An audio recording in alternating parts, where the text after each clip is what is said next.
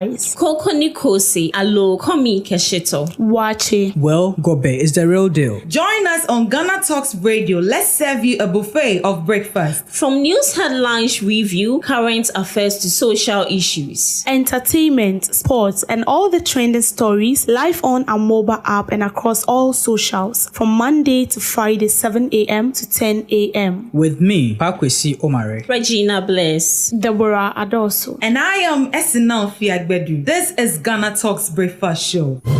We bring you local news, business news, international, sports, and entertainment news right here on GTR.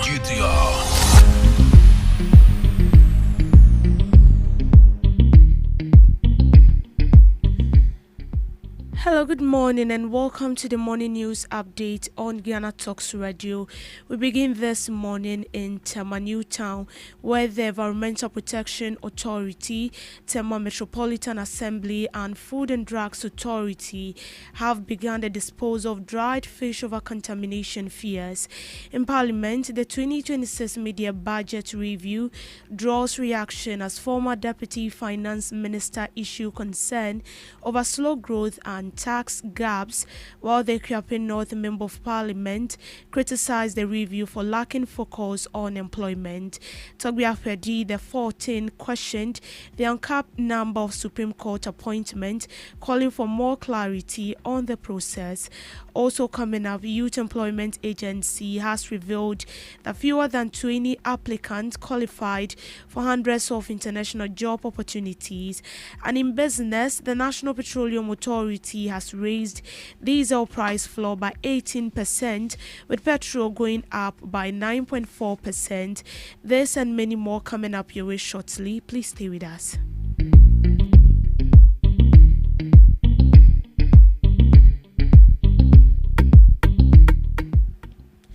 Officials from the Environmental Protection Authority, Tema Metropolitan Assembly, and the Food and Drugs Authority have begun collecting dried and smoked fish at the Tema Town Fish Mogging Site for disturbance.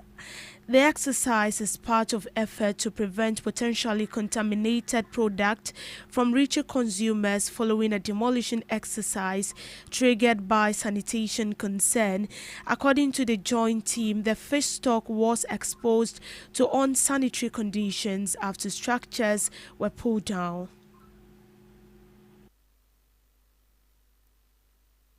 As you can see, the skip track, the blue skip track is just parked there.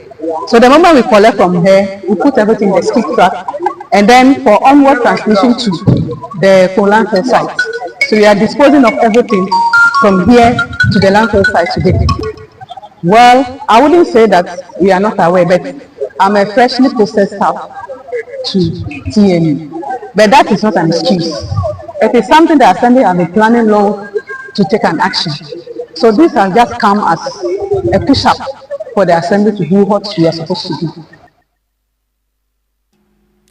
Former Deputy Minister of Finance Abena Osei-Asari has criticized the government's spending priorities, arguing the public expenditure is not being channeled to key sector of the economy. Speaking after the presentation of the 2026 Media Budget Review, the Member of Parliament said the current trend has slowed economic growth and undermined national development. According to her, critical areas such as agriculture, manufacturing, health and infrastructure are not receiving the level of investment needed to drive productivity and job creation. Former Deputy Finance Minister also raised concerns over what she described as persistent revenue shortfalls, despite the introduction of new tax measures in the budget, while questioning the effectiveness of the new taxes. She urged government to refocus spending on productive sectors and improve revenue mobilization through efficiency and plug-in leakages.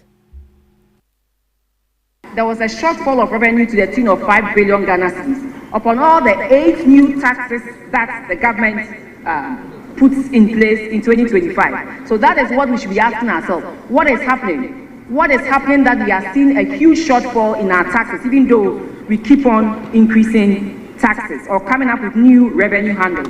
Then, Mr. Speaker, I go to expenditure. Mr. Speaker, for expenditure, same time last year, half year 2025, we saw expenditure fall by 18.5 billion. But this year, half year, expenditure is down by 31.3 billion Ghana cedis. Government is therefore not balancing the books, Mr. Speaker. They are is balancing the books by just not spending. And if not spending at the right places, Mr. Speaker, capital expenditure saw a downward trend of 14.3 billion. And for me, an MP from Etiwa East, where we have the Osino and Enyinem Konongo bypass, you not spending on capital expenditure means I am not getting the roads completed. And that is a sad story. So if government comes to say that I'm living within my means, but is not spending in the right places, Mr. Speaker, economic activity is not flourishing, and it will not help develop the economy. We are stifling growth by not spending in the right places. Listen to what the IMF said, and that has to do with this very same agency. Mr. Speaker, with your permission, I read. In completing the review, the Executive Board approved a waiver of non-observance of the end December 2025 performance criteria pertaining to the ceiling on Bank of Ghana.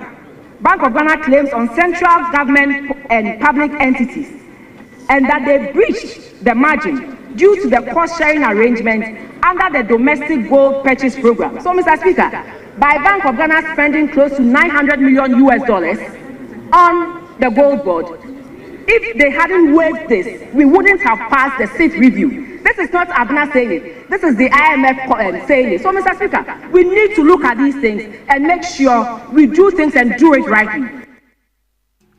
Adding his voice to the call, the Kriapin North Member of Parliament, Samia Uko, has criticized the 2026 media budget review, stating of it focus on government activities rather than measurable outcomes. According to Mr. Uko, the review fails to show meaningful progress in tackling unemployment. Speaking in Parliament, he argued that while the budget highlights various programs, it does not provide clear data to show how graduates get employed. Without clear benchmarks and accountability, he stressed that budget statements risk becoming a list of activities with little effect on the lives of Ghanaians. This review reads like an inventory of activity, not a record of impact. And inventories, Mr. Speaker, do not pay rent in Accra. Inventory of activity does not pay school fees or feed anyone. Media review should be a report card, Mr. Speaker, not a register of activities as presented by Minister Forson. It must show what has changed in the lives of our young people, not what government started or also paid for. The review does not show improvement in the youth labor market. Mr. Speaker, it reports national unemployment at 12.8% over the first 3 quarters of 2025. But the Ghana Statistical Service puts unemployment among those aged between 15 to 35 at 21.9%. Nearly 1.95 million outside employment, education or training. That is a population the size of Kumasi sitting idle and doing nothing. Yet this review offers no youth baseline, no reduction target, and no number entering sustained work. This is a tragedy. Government cannot ask this House to accept as progress a youth jobs record that it refuses to measure. President of the Asogli Traditional Area and former President of the National House of Chiefs, Togbe Afedi XIV, has questioned the rationale behind leaving the number of Supreme Court appointments unkept over the years. In a public forum, Togbe Afedi said the absence of a constitutional limit on how justice can be appointed to the apex court creates room for concerns about judicial independence and the politicization of the bench. While the president has the power to appoint justice with parliamentary approval, unkept structure means the size of the court can be expanded, potentially affecting public confidence in the judiciary. The traditional leader urges lawmakers to consider amending the constitution to curb the number of Supreme Court justices.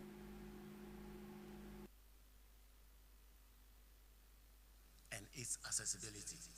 In looking at our future, we have to admit that there are still a lot of financial barriers to justice delivery. Justice is not a service freely available to all. It is a lucrative business in the hands of a lucrative profession. This is a statement often attributed to Justice Hargreaves. But that is true. The legal profession is a very profit-oriented profession.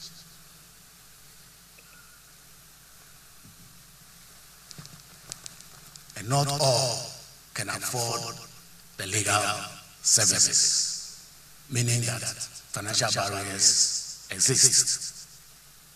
There are some who can afford it, and there are others who cannot. So we have to look at ourselves in our way, in our method of building people to ensure that justice is available to all. The Chief Executive Officer of the Youth Employment Agency, Malik Basintali, has revealed that despite the availability of hundreds of international job chances for skilled workers, only few Ghanaians meet the required standards. Speaking at the launch of the Youth Employment Agency's nationwide labor migration readiness campaign, Mr. Basintali said job offers are currently available abroad for carpenters, plumbers and drivers, but fewer than 20 applicants qualified for the positions. He experienced concern in the lack of technical certification, language barriers and documentation needed to compete in the international labor market. He urged youth training institutions and industry players to take the campaign more seriously. The campaign is expected to roll out in all 16 regions. To the labor exchange program, I work closely with young people, employers, and our partners to create safe and regular pathways to international employment. Along this journey, we've learned some important lessons. We've seen the many young people aspire to work abroad, but are not technically prepared for the opportunities available. We've met young people who lack confidence simply because they do not know where to begin. We've also realized that many young people lack the requisite demand skill from these organizations that come into the country.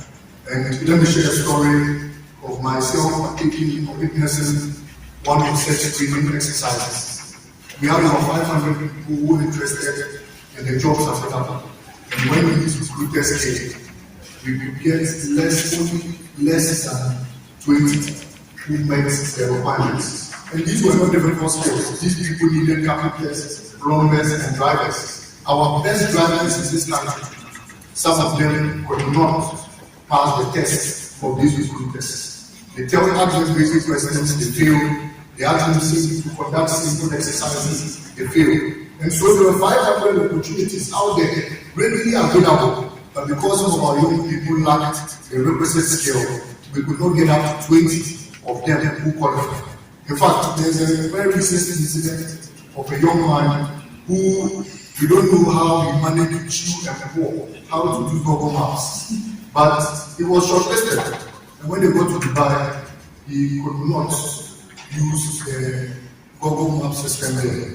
And they had to report it. These are real stories. Until you witness them, you won't believe what we are telling you. But on a daily basis, we experience many upsets. There are young people out there who go there and at the end of the day, they realize that what they were shortlisted for, many of them when we have that business knowledge. And sometimes there are little adjustments we have to do. And so today in Parliament, we asked the President of whether it is important for us to sensitize and educate people on the availability of work abroad or labor exchange, or we should rather focus on the little numbers we have of different skills. We said this is a two-way situation. One, let's develop the skills of the few people we have, and two, there are people with the skill to in this country who do not know the program like labor exchange program like that. And so we have decided to go on a sensitization drive to explain what the labor exchange program truly means out there, and for the young people out there to take advantage of it. It is not wrong for anybody to decide that they want to go out of the country and set for greener pastures. Nobody knows where the success story of this lies. And so if you are fortunate to have succeeded in your country, it doesn't mean that another person should not take advantage of greener pastures out there to also succeed.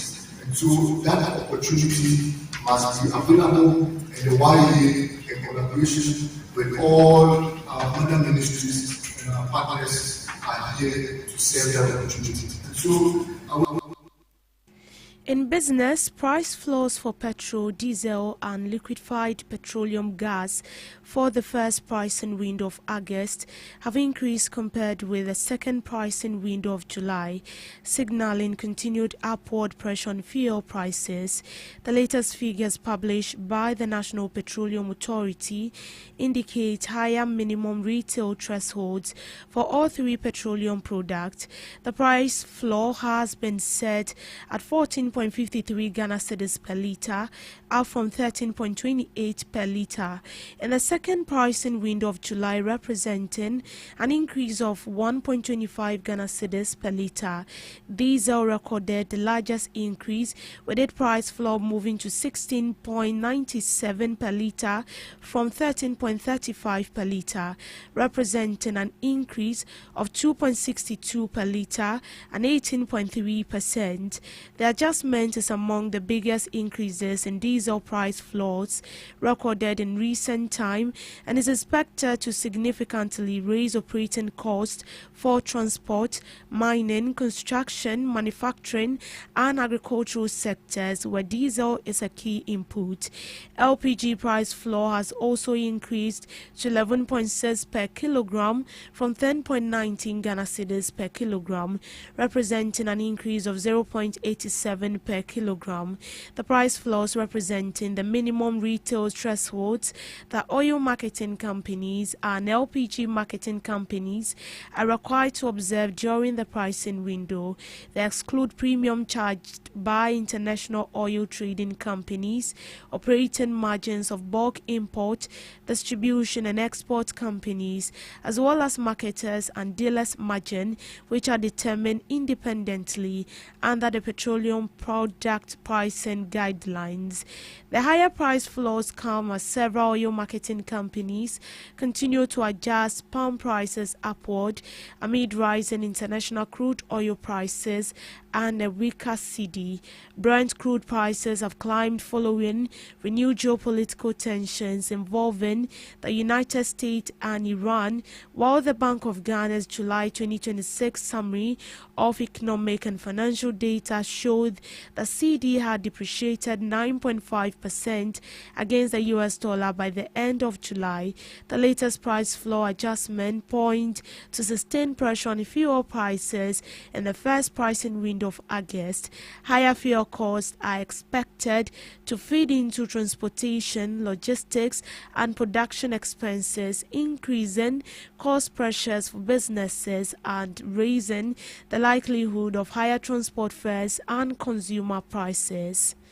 To sports, Ghana's Desmond Papo has withdrawn from the men's 80-kilogram quarterfinal contest against Ghanaian-born Canadian Joshua Ofori. He was forced to withdraw after medical tests revealed the right shoulder fractured. He sustained the injury in the second round of Monday's 3-2 split decision win over New Zealand Josh Tonga. Despite visibly struggling to contain the pain, he managed to finish the fight with a 3-2 decision. On Tuesday, the boxer struggled through his final training session for the quarterfinal, prompting further tests on his shoulder. After the assessment, the medical team concluded that the risk of aggravating the fracture were too high.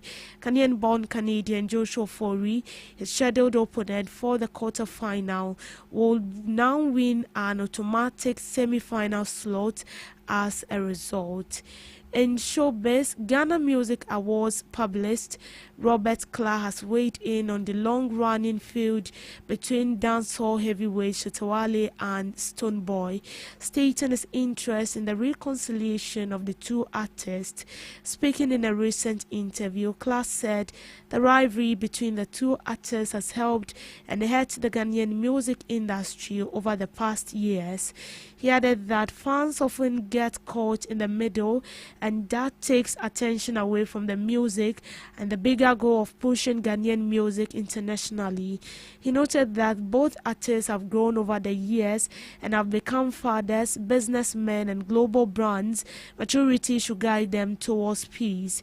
The comments have sparked conversations online with fans arguing that a collaboration between SM Boss and One God will be a historic moment for Ghana music.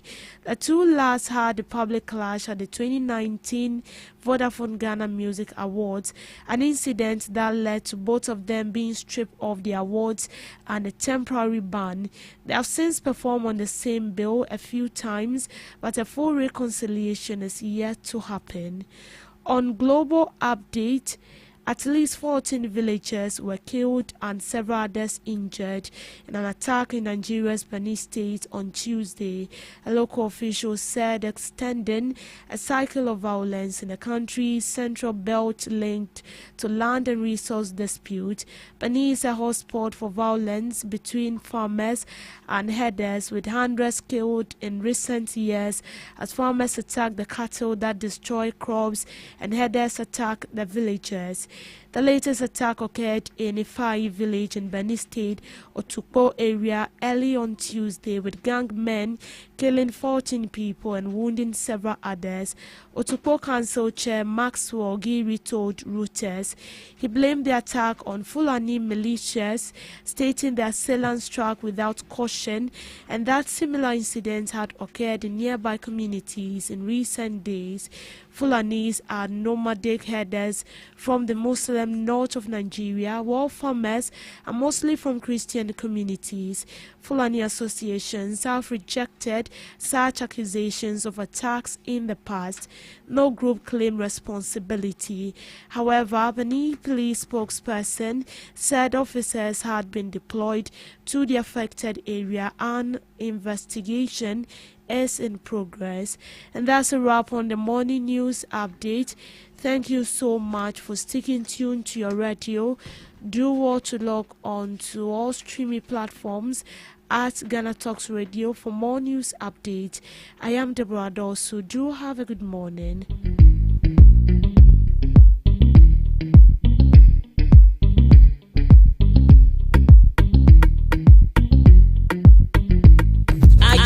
Ready to amplify your business or brand's reach and make a meaningful impact in Ghana and beyond? Partner with GhanaTalks Radio today to connect with a diverse audience across Ghana and beyond.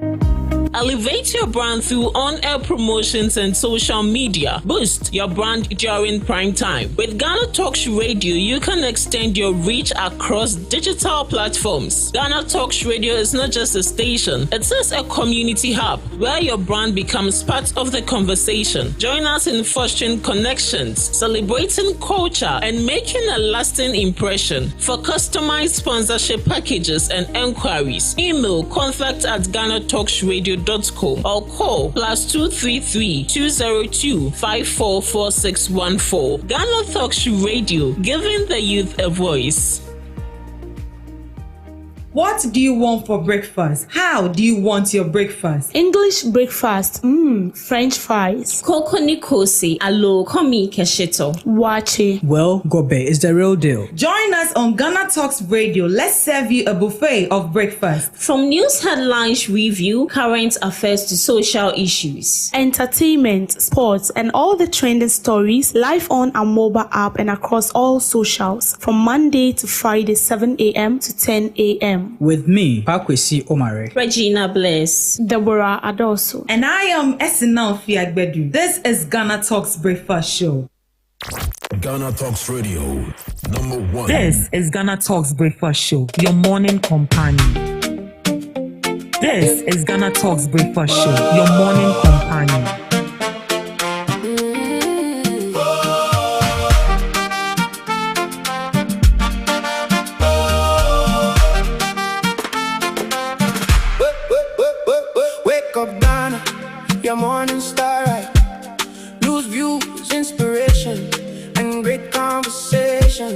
From Accra to the world, we bring the fresh stories, fresh energy every morning, full of fire and glory. Rise and shine, come join the line. Your day begins when the voices align. GhanaTalks breakfast show. GhanaTalks breakfast show. Your daily dose, here we go. GhanaTalks breakfast show. GhanaTalks breakfast show. Only on GhanaTalks radio. Turn it up and stay tuned for the talk that moves you and keeps your heart in tune. From the traffic to the trends, we got something for your day. Every voice, every vision, lighting up the way. Rise and shine, come join the line. Your day begins when the voices align. GhanaTalks breakfast show. GhanaTalks breakfast show. Your daily dose, here we go. GhanaTalks breakfast show. This is GhanaTalks Breakfast Show, your morning companion. When you see cause on it, where the spark is.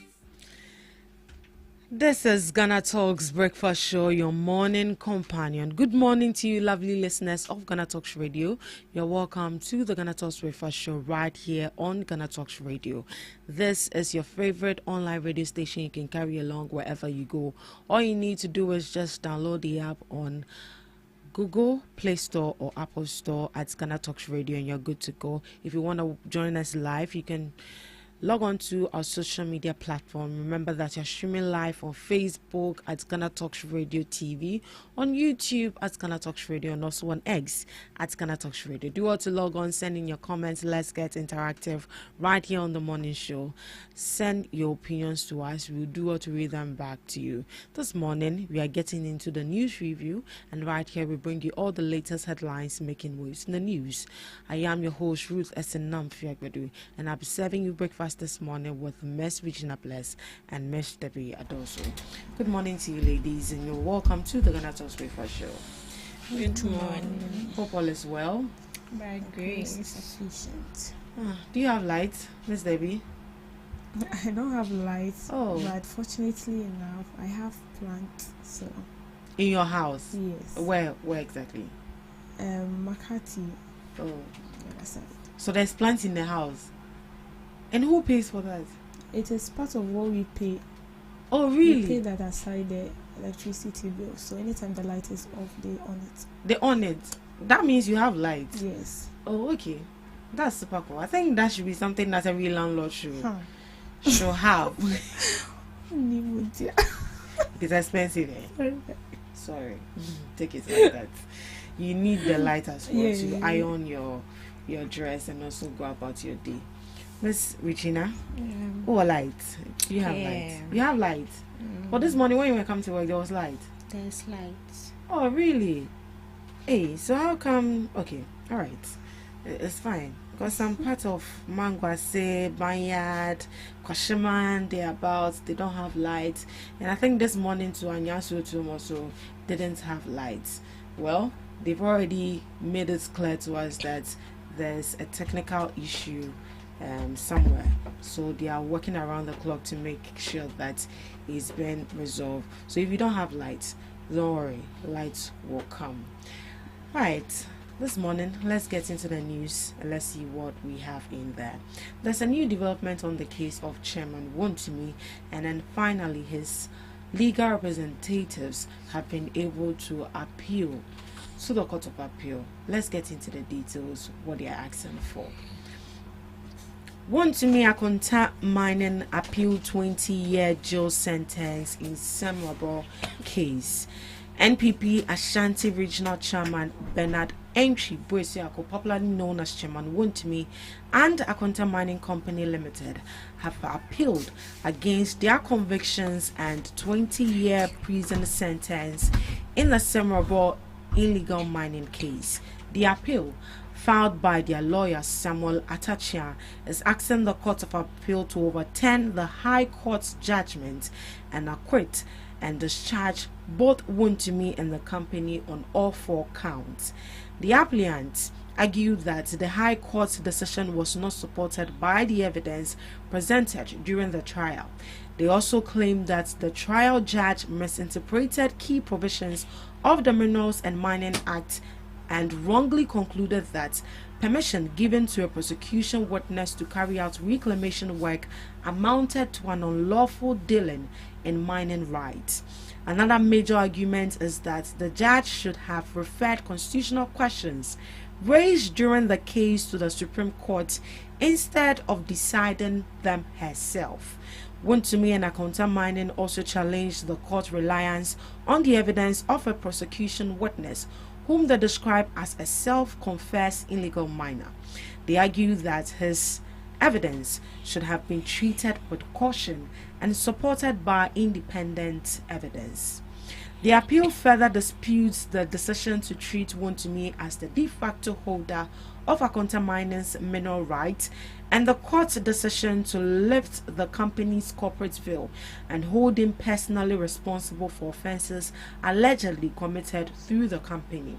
The applicant maintains that there was no sufficient evidence to prove that Wontumi intended to unlawfully assign mineral rights or deliberately facilitate illegal mining.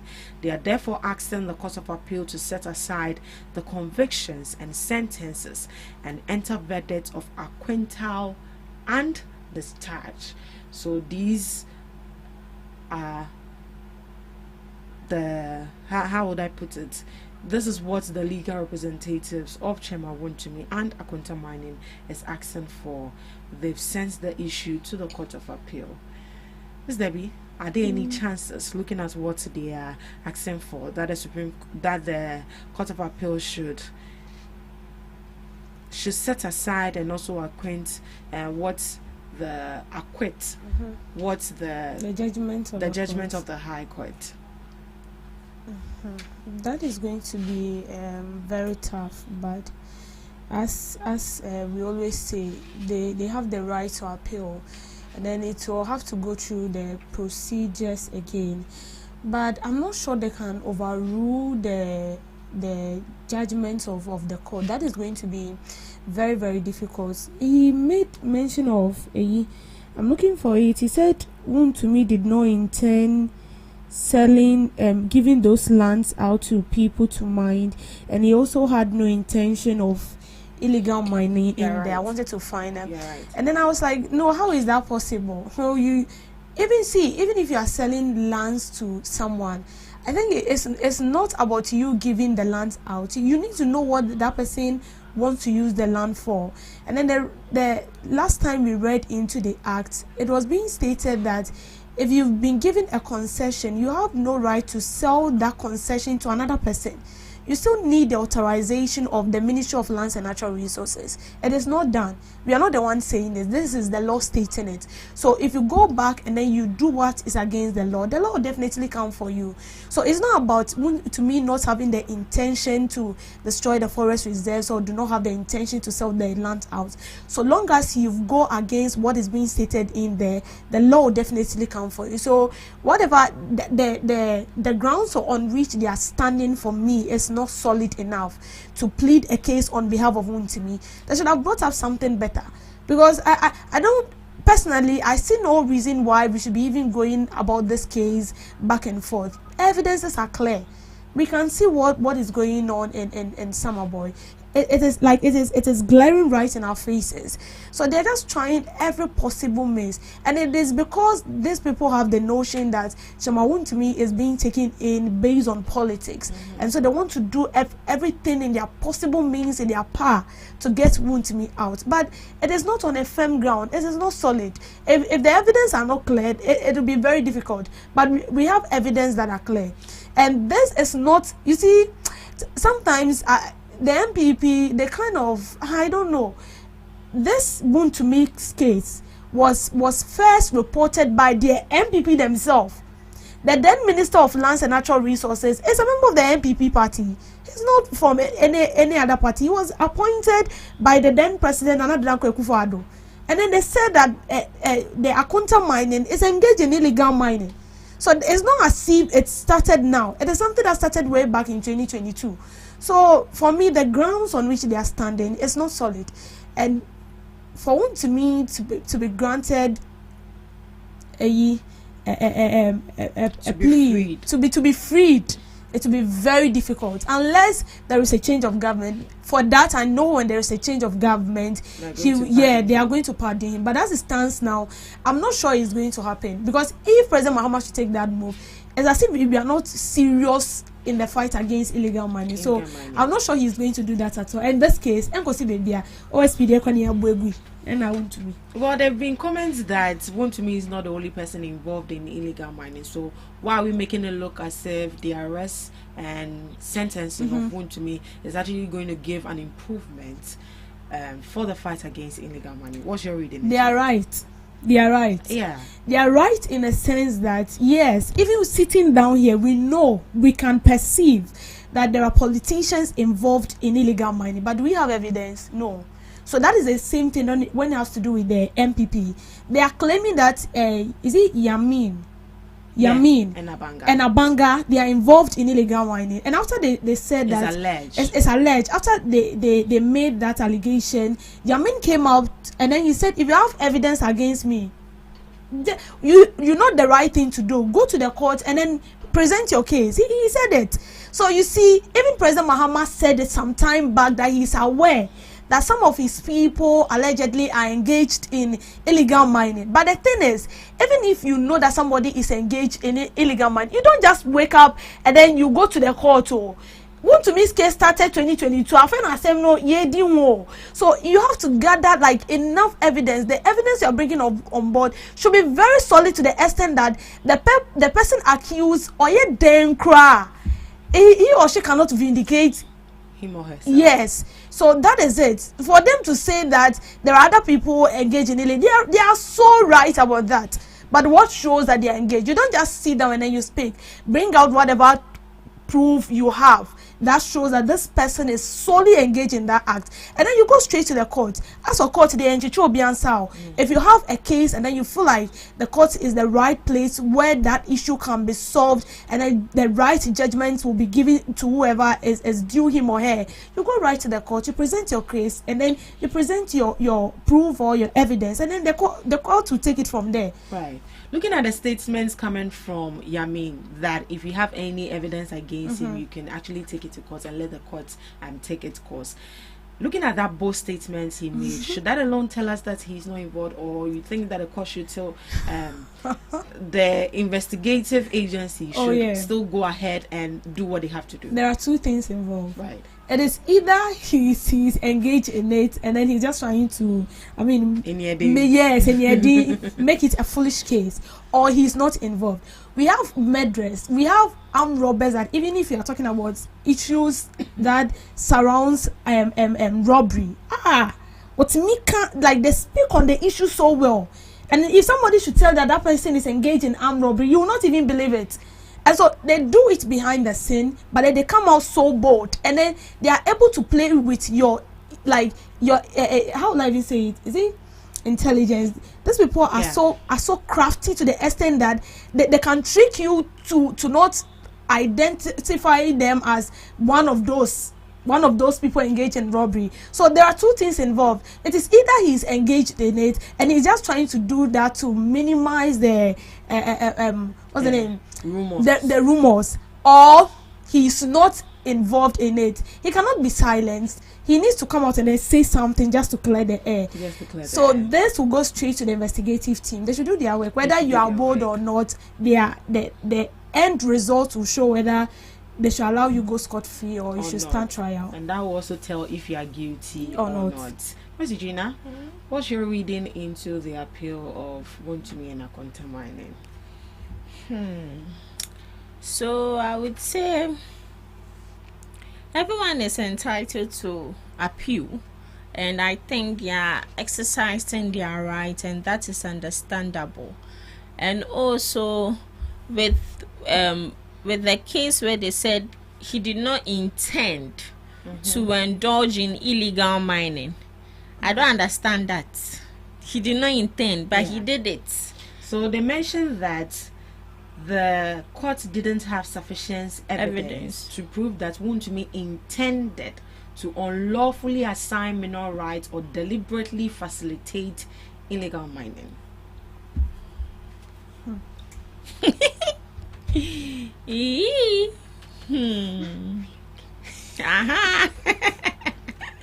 It is well. One thing I know about Chairman Wontumi, he is outspoken, and I think with his outspokenness, it's caused him all these issues, because he sat on national television and said a whole lot of excuse me to say, a bunch of nonsense, and it has landed him where he is now. So I don't think this is the time where they need to come out. As I said earlier, they have the right to appeal, but they shouldn't make it seem as if the judge who overruled this case doesn't know what your bar. It was Audrey. I thought Audrey is for men. No, Andrew is for men. And so it's sorry. Kokuvite. They shouldn't make it seem as if she doesn't know what she's doing, because looking at being a judge, it's a very tedious task, because you would have to the sleepless nights focusing on the case, making sure that you really understand the case, and at the end of the day you give a final verdict. They make it seem as if you say so Chairman to me, this crisis or this calamity, he brought it upon himself. No one brought this case upon him. And also looking at this 20 years jail sentence, the NPP were the one who amended it. They were the one who brought it up. So what is their problem now? There's nothing wrong in appealing for that, dear, but he deserves it. And also with the issue that people are saying, Chairman Wontumi is not the only one who is involved in illegal mining. We know he himself is a financier. He's the chairman. So now we've successfully grabbed the chairman. Now they should focus on the other chairmen who are financing illegal mining. Now my friend is saying, oh, just this morning another new illegal mining site has been discovered right in front of right in front of Eponano. Oh, okay. The one I read was closer to the Obuasi airport. Oh, I should have checked the name. Was it Tano? No, it's not Tano. Right in front of Eponano, and they've started illegal mining. And they were bold enough to take a video and circulate it. And I'm shocked that up to now they've not been picked up, because these people have boldly come out to state that yes, they are doing illegal mining. So they should arrest everybody. From the NPP to NDC. Right. So we've seen that the legal representative of Chairman Wontumi have appealed on Wontumi's sentence. Now it's left for the Court of Appeal to overturn, to decrease the sentence, or to increase it. So there's definitely going to be a new development on the case of Chairman Wontumi as far as he's in jail, and as far as we are all concerned about his issue, and as and when it comes, we will definitely hear about it. Let's proceed to the next news item. Supreme Court dismisses challenge to OSP powers, and this is equally another development on the issue of OSP. The Supreme Court has unanimously upheld the constitutionality of the Office of the Special Prosecutor Act 2017, confirming that the OSP was lawfully established and can exercise its prosecutorial powers. The case was brought by private legal practitioner Noah Adamte, who argued that Parliament did not have the constitutional authority to give the OSP independent powers to prosecute criminal cases. His argument was based on Article 88 of the 1992 Constitution, which gives the Attorney General the power to initiate and conduct criminal prosecutions on behalf of the state. The Attorney General supported the challenge, arguing that while prosecutorial powers can be delegated, the Attorney General must retain control and supervision over those powers. However, in its unanimous ruling delivered on Wednesday 29th, the Supreme Court rejected the challenge and upheld the OSP Act. This means the legal foundation of the OSP and its ability to prosecute cases remain intact. At the same time, the court clarified that the Attorney General still has the constitutional authority under Article 88 to discontinue or a prosecution, including a case initiated by the OSP. In simple terms, the ruling means the OSP can continue to investigate and prosecute corruption-related cases under its law, but the Attorney General's constitutional power to discontinue criminal proceedings remains. The decision therefore settles an important question about the relationship between the OSP and the Attorney General, while maintaining that the OSP's legal status as an independent anti-corruption institution. Now, looking at this ruling that the Supreme Court has just declared, does it really mean that the OSP is really independent? For the fact that the OSP still has the powers to prosecute, whereas the Attorney General also has the right to discontinue a case that the OSP is pursuing.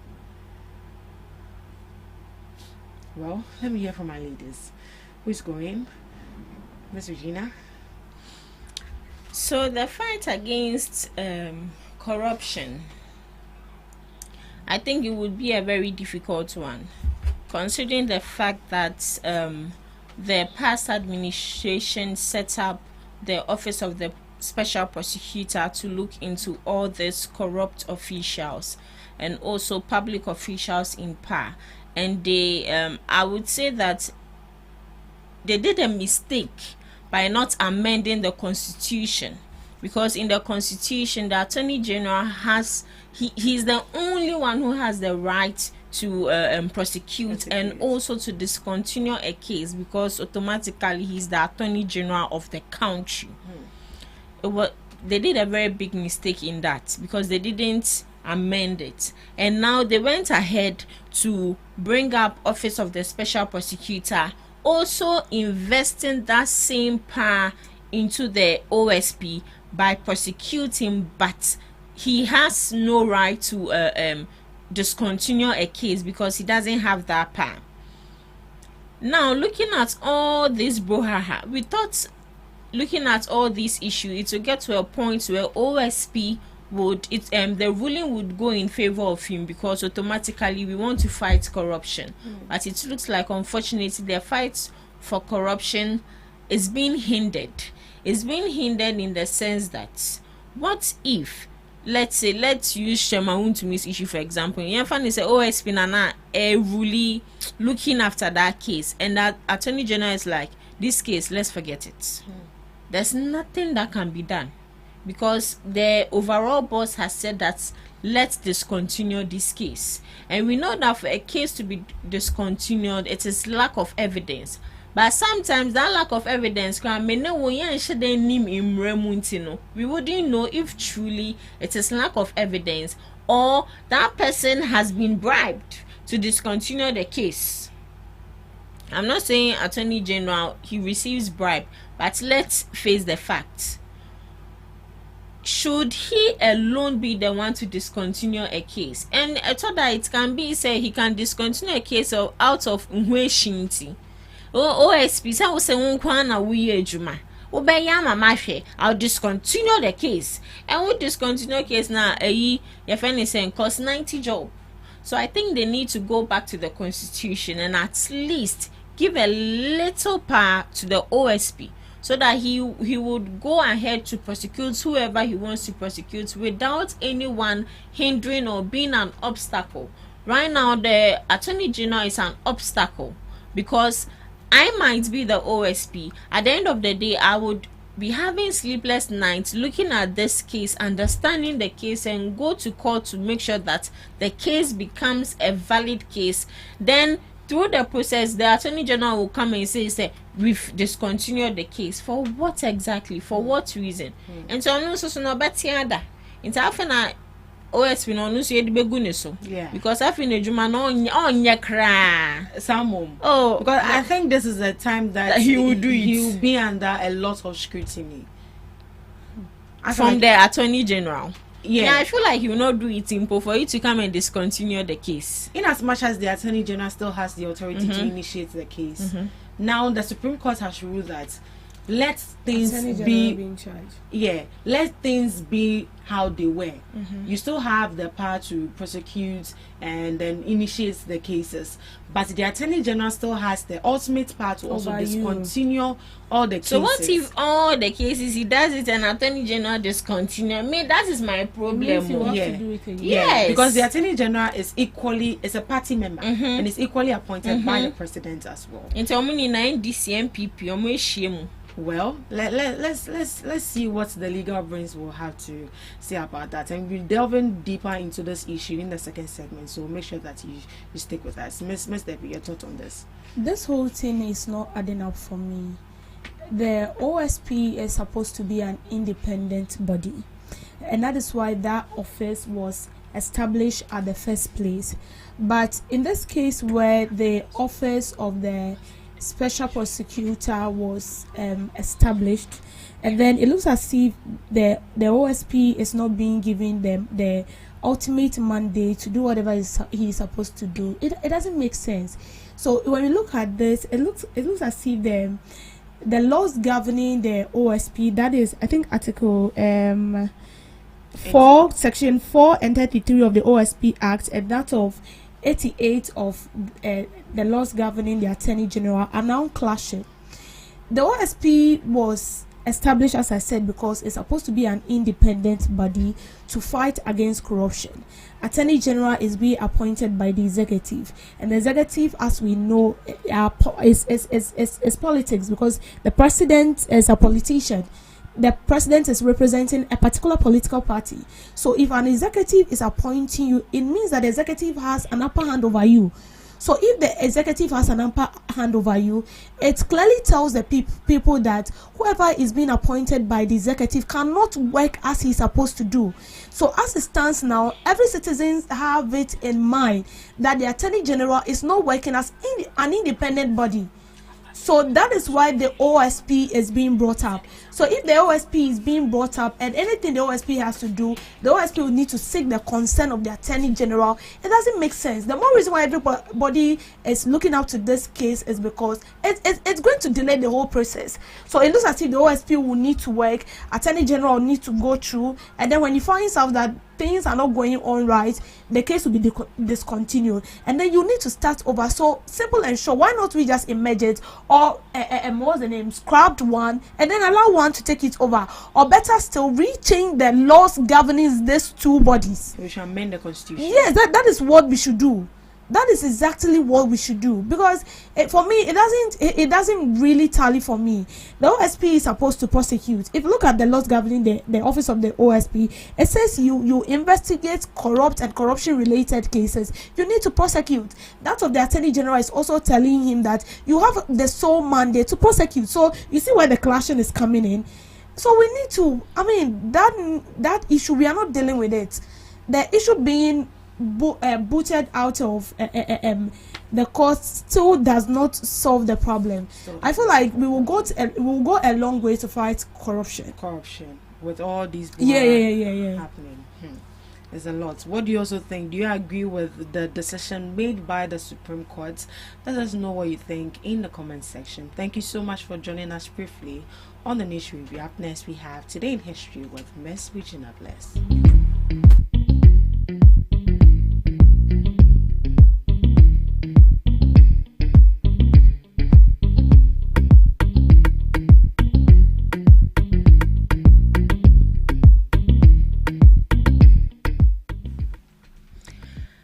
Bringing you Today in History and some few global observances live on GhanaTalks Breakfast Show. The legendary Ghanaian high life musician Da Sebre Dramina also known as Dasebre, passed away on this day 2016. He died at Kolebu Teaching Hospital, or the 37 Military Hospital in Accra, Ghana. At that time, his age was 48 years old. The cause of death was undisclosed. Moving on, 1958, NASA was created when President DeWant signed the National Aeronautics and Space Act into law. It officially began operations on October 1st, 1958, succeeding the earlier National Advisory Committee for Aeronautics. To some few global observances, today is Rain Day. Rain Day is celebrated to honor rain's life, giving power and mark a quickie historical tradition that started in the 1870s in Pennsylvania. Lastly, we have National Lipstick Day. It honors one of history's most iconic cosmetic products, celebrates personal expression and confidence, and drive retail promotions. So do well to have a lipstick on today. And that's all for today in history and some global observances. Live on Ghana Talks Breakfast Show. It is not lip gloss. The way I do it, Thank you so much, Miss Regina. Yes, the lipstick day. It's your lip gloss. It's what lipstick? Gloss is the shiniest. Stick is the thick one. The very thick one. thick. It's mostly colored. It comes in colors. So at least today, if you're not a fan of lipstick, mark lipstick day and put small. What did you pen on paper? Debbie's girl. Welcome to Debbie's Girl, where we talk about issues that matter to the state, void of politics, fear or favor. The Food and Drugs Authority has confiscated smoked and salted fish processed under unhygienic conditions after a viral video exposed unsafe food handling practices. The authority said it became aware of the footage showing individuals processing smoked and dried fish in unsanitary conditions and immediately dispatched a rapid response team to the scene on July 27 in collaboration with the Tema Metropolitan Assembly and the Ghana Police Service. According to FDA, the operation resulted in the immediate confiscation of fish that had been exposed to unhygienic conditions to prevent the product from reaching consumers. The authorities also educated the fish processors on the public health risk associated with unsafe processing practices and announced plans to engage fish processors and fishmongers across the identified coastal district on good hygiene practice to improve food safety. FDA noted that similar incidents have occurred in the past and reaffirmed its commitment to working with partner agencies to protect public health through enforcement and public education. The authority advised consumers to purchase smoked and dried fish only from reputable and hygienic sources, inspect fish carefully before buying, and avoid products with offensive odors, unusual coloring, and sign of spoilage.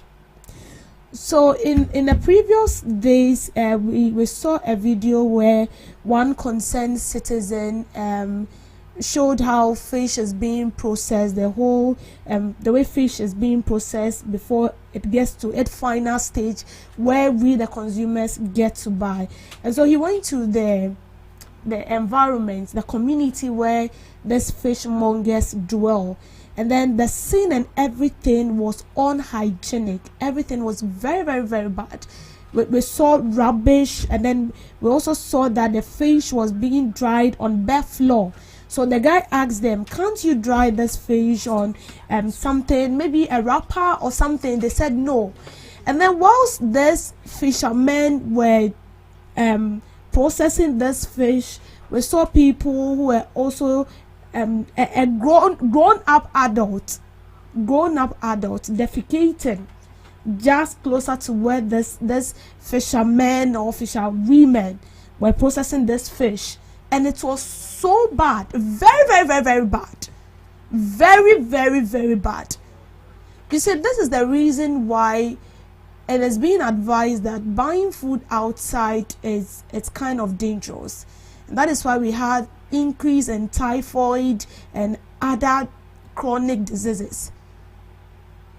That is because wherever this food are being prepared, it is unhygienic. I don't know whether you've taken a chance and then told these places where food are being processed. You would never love buying food outside. I'm telling you the truth. And for me, I don't really have problem with those people, but with the necessary agents or agencies that are supposed to ensure that the right thing is being done, and that is FDA. FDA will sit down till something happens before they will take an action. You will never see FDA going about doing their work. So imagine this guy didn't go about showing this video, they are not going to do anything. It's as if they don't know what was going on. And you see, I like the fact that during the interview with the FDA boss, the journalist asked him, why are you taking the action now? She said they've planned to. And in my mind, I was like, you plan to do what exactly? This is not the first time, and I'm sure this is not going to be the last time we're going to see such a thing. They know what is going on. And I believe, agencies like the FDA and other institutions similar to that of FDA, they have a personnel that are being deployed to go around and then inspect what is going on. And same thing needs to it is the same thing that has to do with the AMA, the TMA. That is their job. You go around and then you see that all these food vendors, when they prepare the food, is hygienic. What are they doing right? What are they not doing right? Are they supposed to be fined? Are they supposed to be banned from cooking? Because these are food that we consume into our system. We don't see where the food are being prepared. We go to buy and then we enjoy the meal. And at the end of the day, you have a problem, you have some health complications, and you don't even know where it's coming from. You cannot even figure it out. And this is what is going on. The sin was very, very bad. Very, very, very bad and unhygienic. FDA needs to sit up and do the right thing. You cannot be in the office and be monitoring people. It doesn't work like that.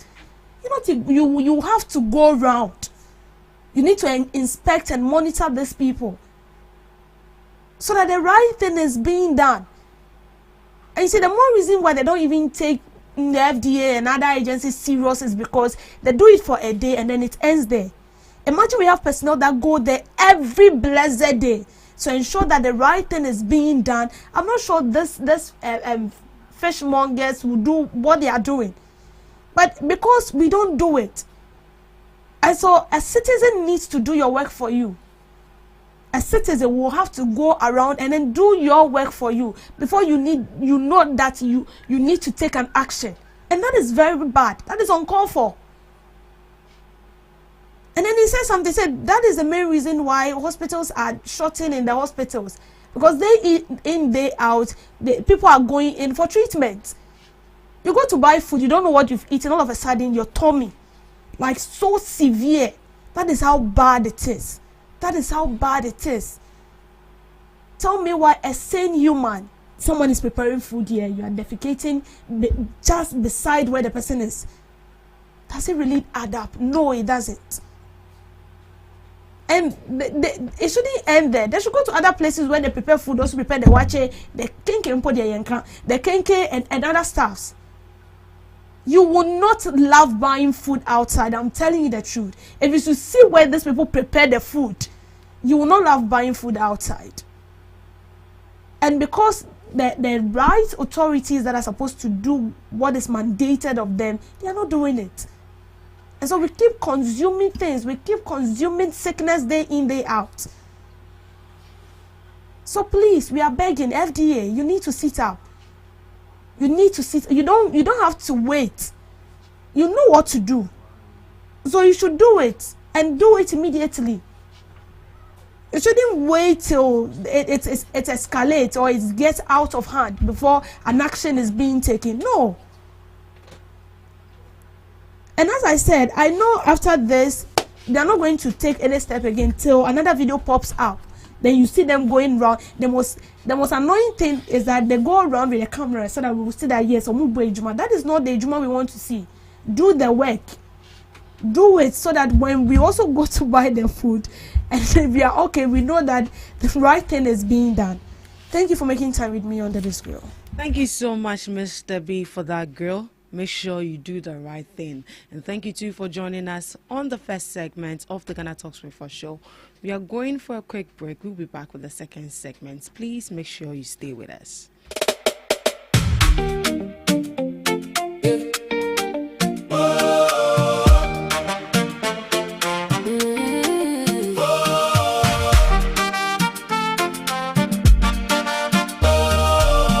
Is GhanaTalks Breakfast Show, your morning companion. Wake up, Ghana, your morning GhanaTalks Radio. News, views, inspiration, and great conversation. This is GhanaTalks Breakfast Show, your morning companion. This is GhanaTalks Breakfast Show, your morning companion.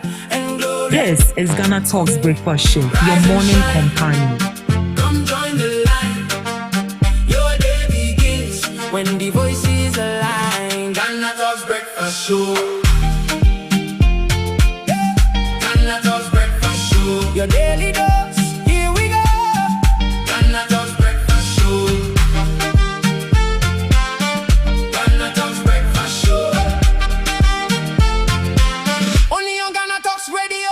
Turn it up and stay tuned for the talk that moves you and keeps your heart in tune. From the traffic to the trends, we got something for your day. Every voice, every vision, lighting up the way.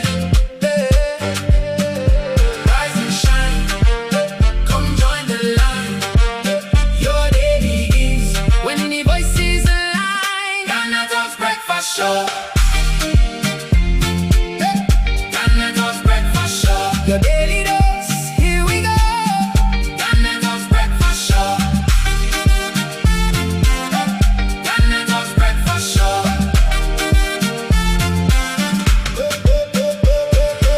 When you see cause on there, where the spark inside the flame, from the first light to the last mile, stay with us so wide. This is GhanaTalks Breakfast Show, your morning companion. GhanaTalks Radio. Number one. GhanaTalks Breakfast Show. Your daily dose, here we This is GhanaTalks Breakfast Show, your morning companion.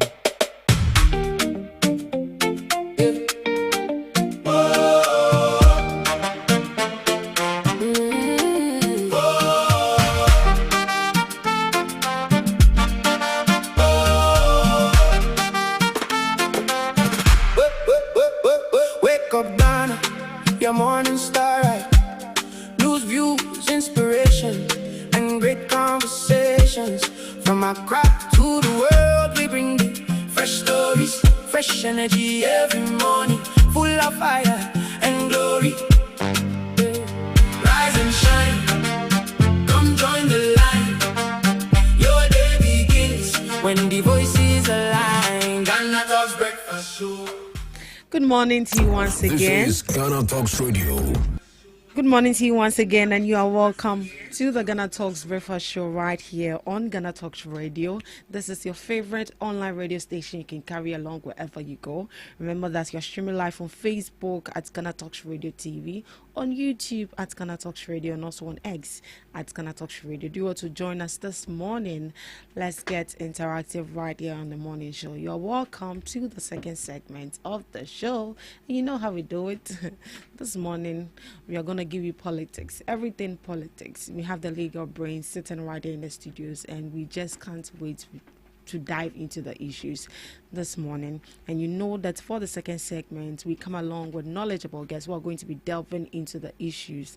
They are going to be sharing their informed perspective, their opinions on matters that matter to you every morning right here on the show. And this morning, I have sitting right in the studios with me our regular Thursday guest, who is also a prodigal guest, Mr. Dubik Ganip Stephen. He's a social commentator and also a political analyst. He's joining us this morning in the studios on the GhanaTalks Breakfast Show. Good morning to you, Mr. Dubik. Good morning. How are you doing? I'm good, and you?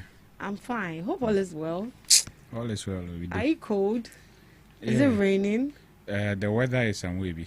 The weather is some wavy? Yeah, the weather is a little bit cold. So yesterday up to today, I've been in jackets. You've been in jackets? Yes. Oh, do you need coffee? A hot tea? I prefer tea. I'm a tea person. Lipton? Yes. Or Milo? Lipton. No. Oh, okay.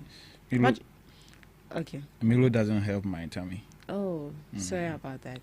But why are you hiding your face from our audience, please? Am I? Yes. Raise your head. Okay. I'm trying to copy the link from my phone. Okay.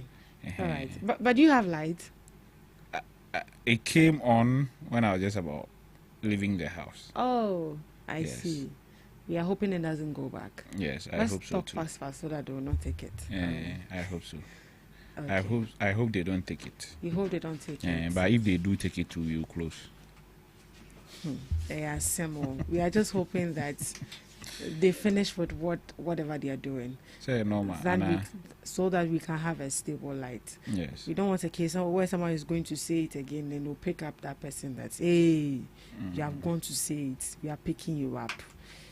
Come and pay so and so for bill. Anyways, we hope wherever you are, you have light. There are issues, but they are on it to make sure that we have stable electricity. Mr. Dwig. Yes, ma'am. Are you ready for the show? I'm ready. I don't like how calm you are. Don't worry. Is it because we don't have an MPP communicator here? The heat will come. The heat will come. Don't worry. How will the heat come? The heat will come. Heat Baba, heat Baba, heat Baba, heat Baba.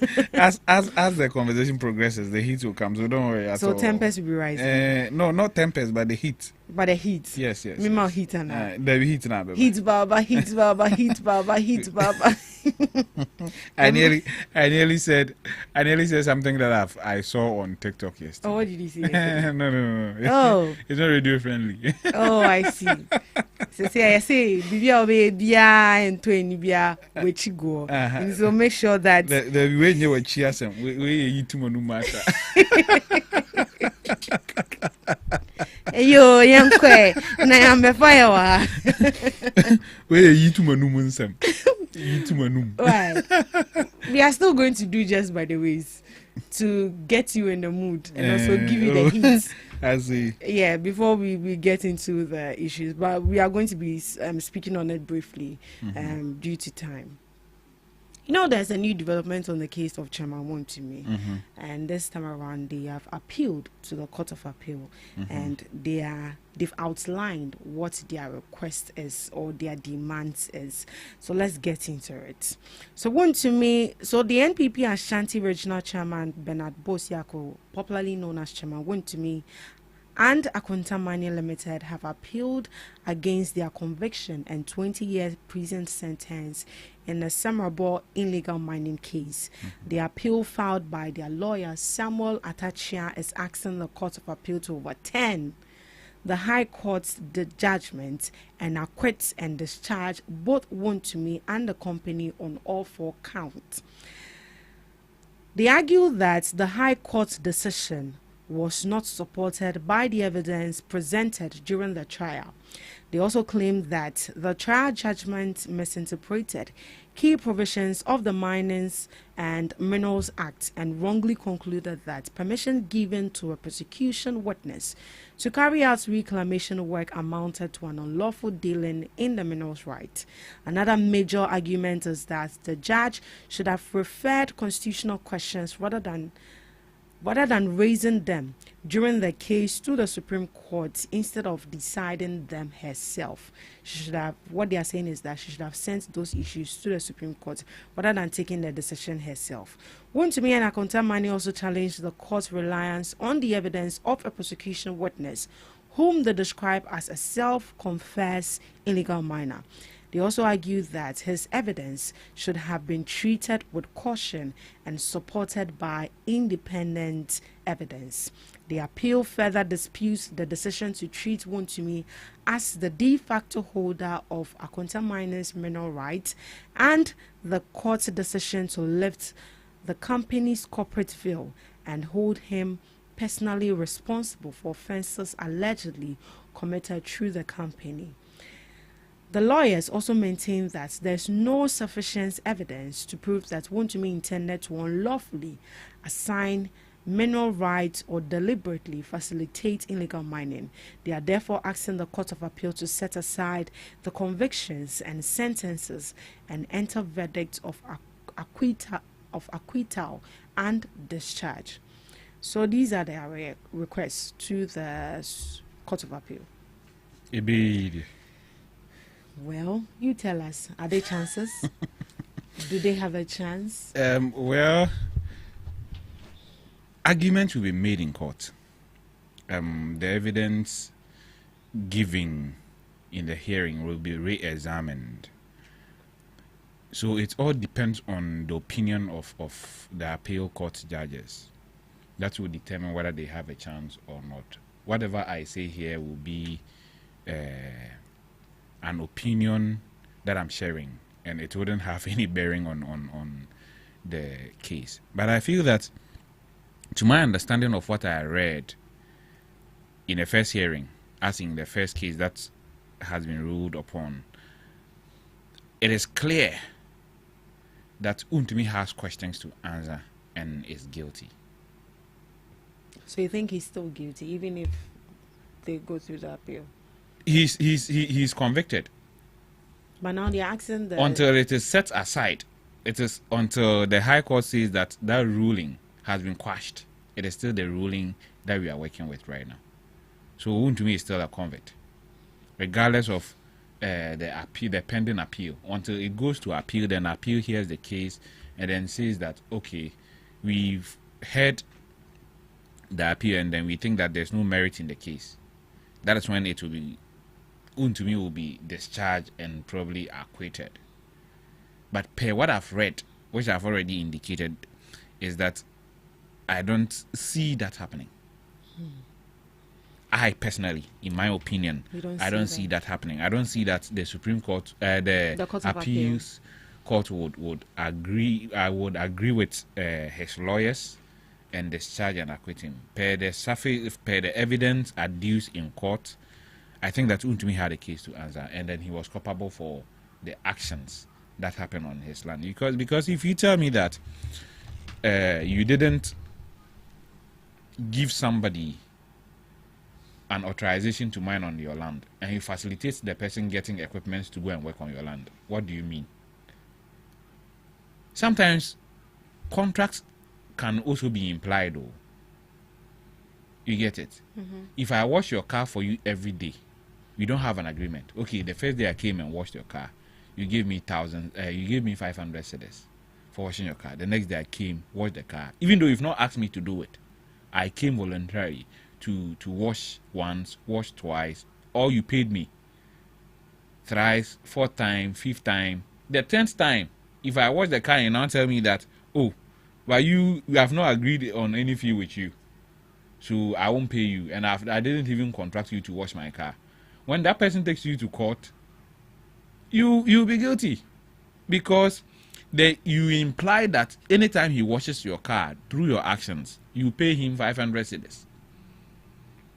Even though there wasn't agreement, you didn't sit down to agree on these things, but there was an implication that once he has done it before and you've paid him consecutively or on countless number of times, it's clear that if he does the same service for you again, you pay him the same thing.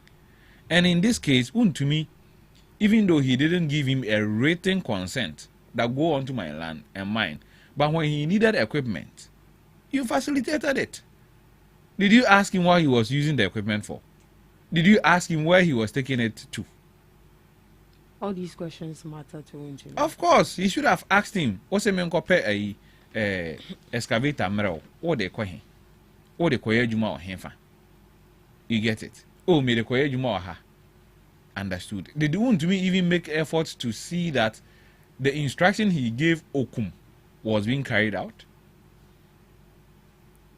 If granted, Wontumi had just told him that go and then reclaim the land, plant coconut, did he make effort to, I mean, check and see that whatever he asked him was being done. And one funny aspect of this whole conversation is that Untumi goes take a land lease. We don't know how many years the lease had on as in the agreement. You get it? We don't know.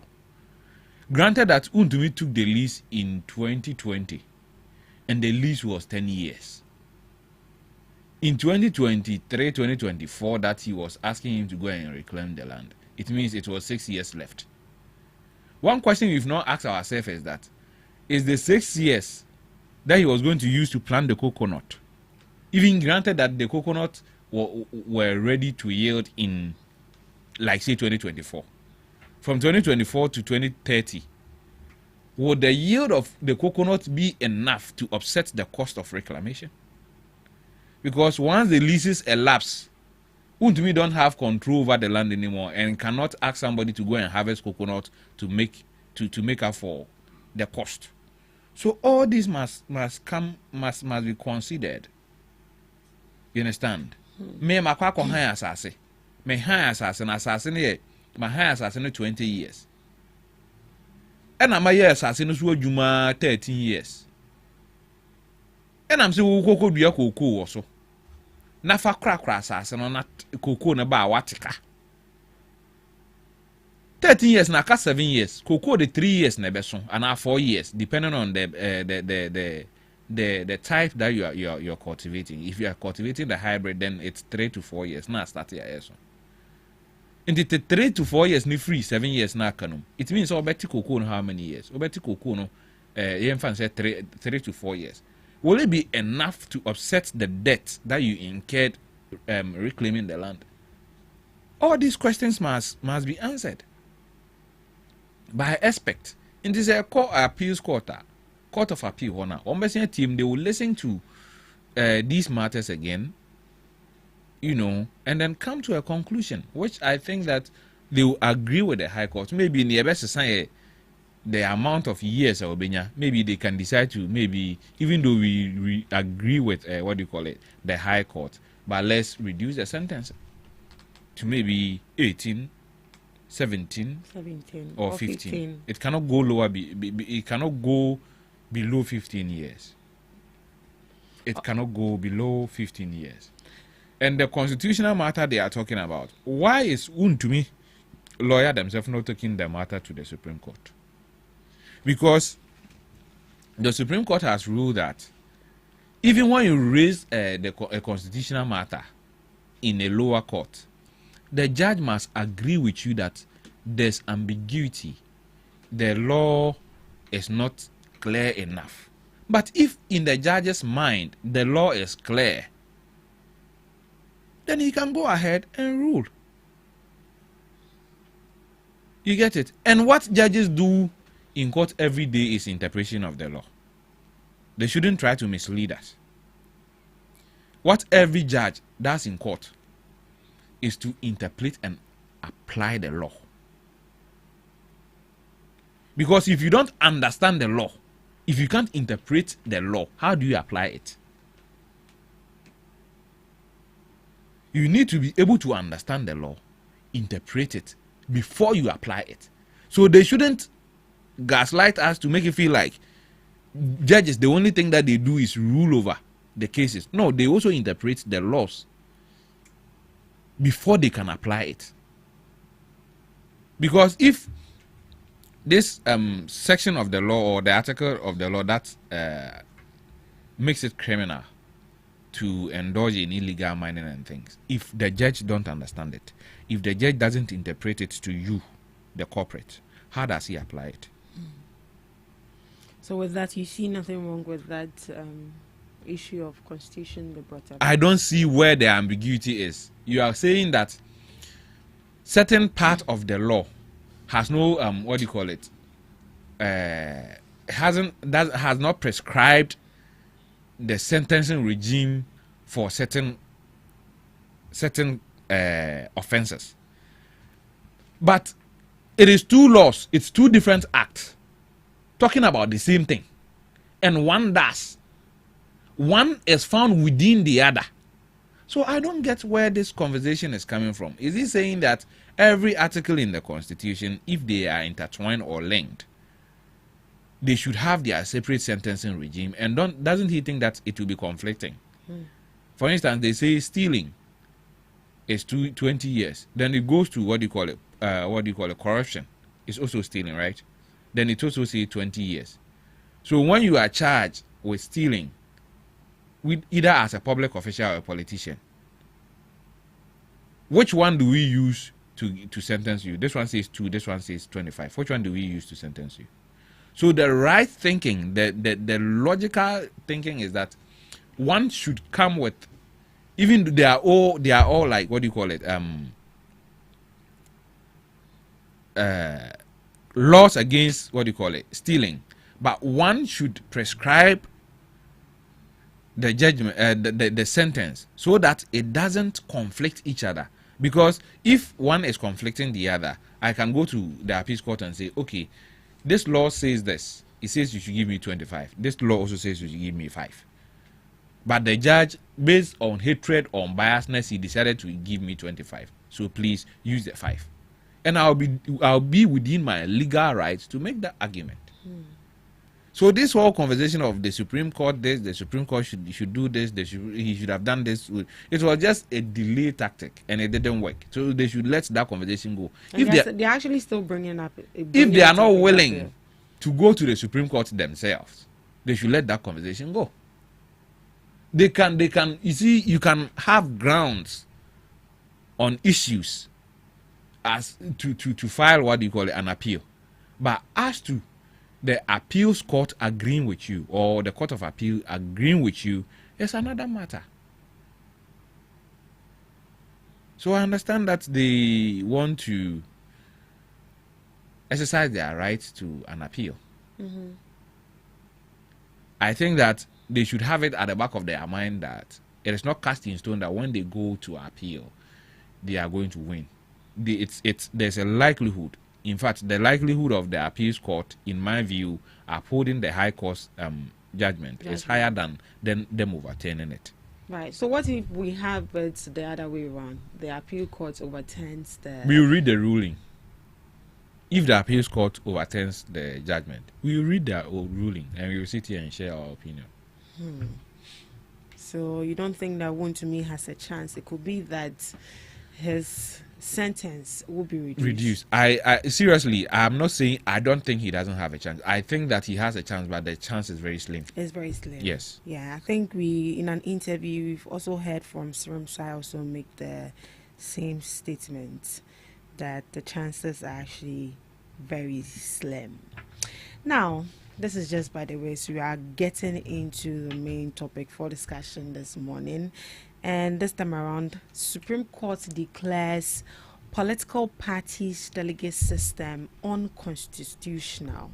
So the Supreme Court declares political parties delegate system unconstitutional. And let's get into the genesis of this particular issue, where it all started from before we are where we are today for the Supreme Court to make such a ruling or make such a decision. So the former Minister of Environment, Science, Technology and Innovation, Professor Kwabena Frimpong Boateng, and Dr. Nyawo Nyawo, and the former Education Minister, Dr. Christina Moako Nyama, have filed a suit.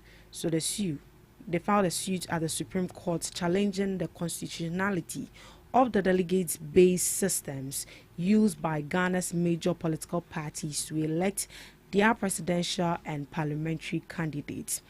These 3 individuals are seeking constitutional declaration against the New Patriotic Party, the National Democratic Congress, and the Conversion's People's Parties, arguing that the party's internal electoral arrangements materially disenfranchise ordinary party members and violates the democratic principles enshrined in the 1992 Constitution.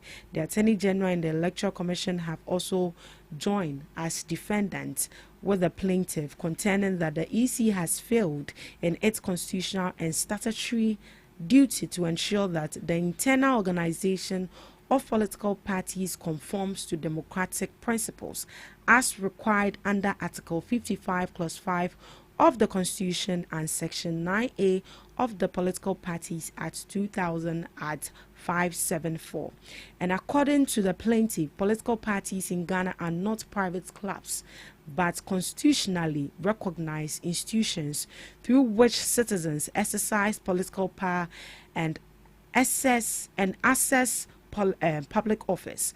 And as such, they argue the processes by which parties select presidential and parliamentary candidates form a core part of their internal organization and must comply with the democratic standards, including equal, direct, and meaningful participation of members in good standing. So I think as far back as January 26, 2026, that was when this that was when it was actually filed. And the new development is that the Supreme Court has ruled by a 5-2 majority that the delegate system used by political parties to elect their presidential and parliamentary candidates is unconstitutional, and the court has ordered all political parties to change the system and allow every member in good standing in quotes, to vote directly in their internal primaries. They've agreed with the plaintiff and said the delegate systems create a limited group of voters that can be vulnerable to money politics, and the court believes allowing all eligible party members to vote will improve participation, accountability, and internal democracy within political parties. And political parties have been given 1 year to put the necessary systems in place to allow all members in good standing to participate directly in the selection of parliamentary and presidential candidates. And the court has also ruled that the Electoral Commission has a responsibility to ensure that political parties organize themselves in line with constitutional requirements. However, the judgment will not invalidate decisions, appointments, or actions that were lawfully taken under the previous delegate system before the ruling. So this is what the Supreme Court says, that this time around they are going to allow every delegate in good standing, anybody at all who belongs to a particular political party in good standing, to vote. And that is a win for the three people that actually put this petition across to Supreme Court. Mr. Big, what's your reading into this decision? What is the problem that we wanted to solve? What is the problem that we are trying to solve? Can you help me? So the problem they cited was monetization of our election and also inclusivity, to allow everyone to be a part of the elections for parliamentary and presidential candidates. Okay, and they think that by this ruling, it's going to stop it? It's going to really include a lot of people, and it's going to end monetization? Do you think that this political actors actually have the finance or the funds? General elections, let me ask you this. General elections, is there monetization? Do people get paid to vote in the general elections? Yeah, they do. So you see that's to end monetization doesn't make any sense, because even the general elections, when over 18 million Ghanaians queue to vote, even with that one, it has not stopped monetization, has it? It hasn't. But is there a reason? Do you have a reason you are seeing that they are not seeing? Okay. So monetization is not about the numbers.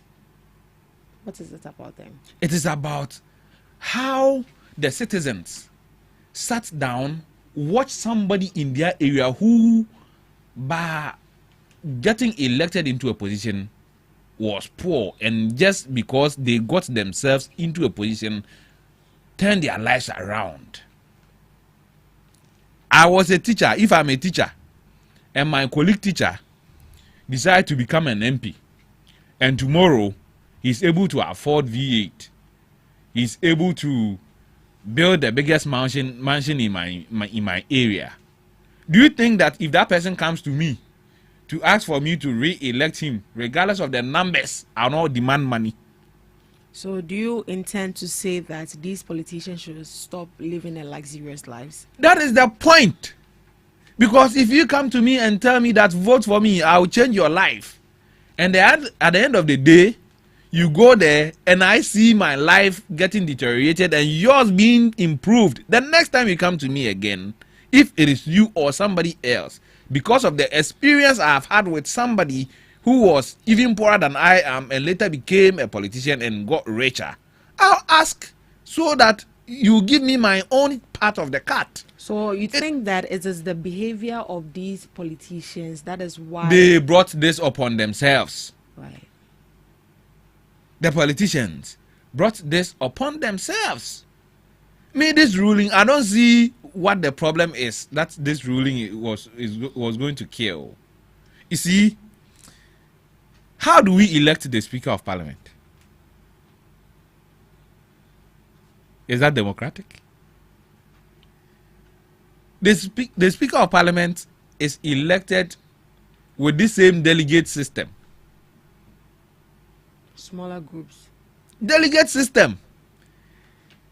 The MPs are representative of the people in their constituency, so they've been delegated by the people of their constituency to come to Parliament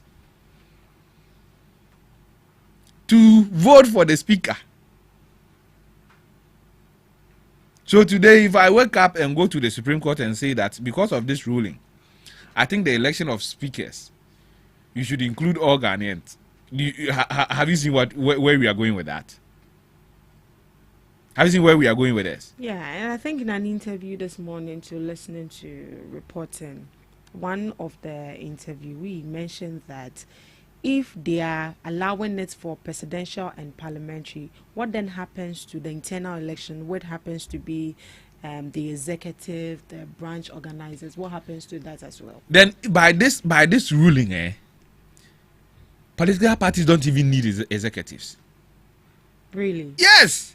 What would be the use for the executives in the, if not to vote on behalf of those who elected them, or take something? If it is just the decision, they can have a constituency secretary, just the constituency secretary, and they have their national executive in Accra, and they take the decision and send it to the constituency executive to implement it. You see, I understand that we want to grow our democracy, but you shouldn't think of building a perfect system. There's nothing like a perfect system. A perfect system doesn't exist anywhere. What we are doing to our democracy, Ghanaians are striving to build a perfect democracy. The Prime Minister of the Great Britain, do you know how he is selected? You read about how the Prime Minister of the Great Britain is selected. The party that he represents will nominate him. He will go to the king for approval. Then before he comes to, what do you call it, the chamber to be approved. That is how they are elected. That is how they are selected. And they don't see anything wrong with it. Their democracy is thriving. But in Ghana, we want to look so perfect.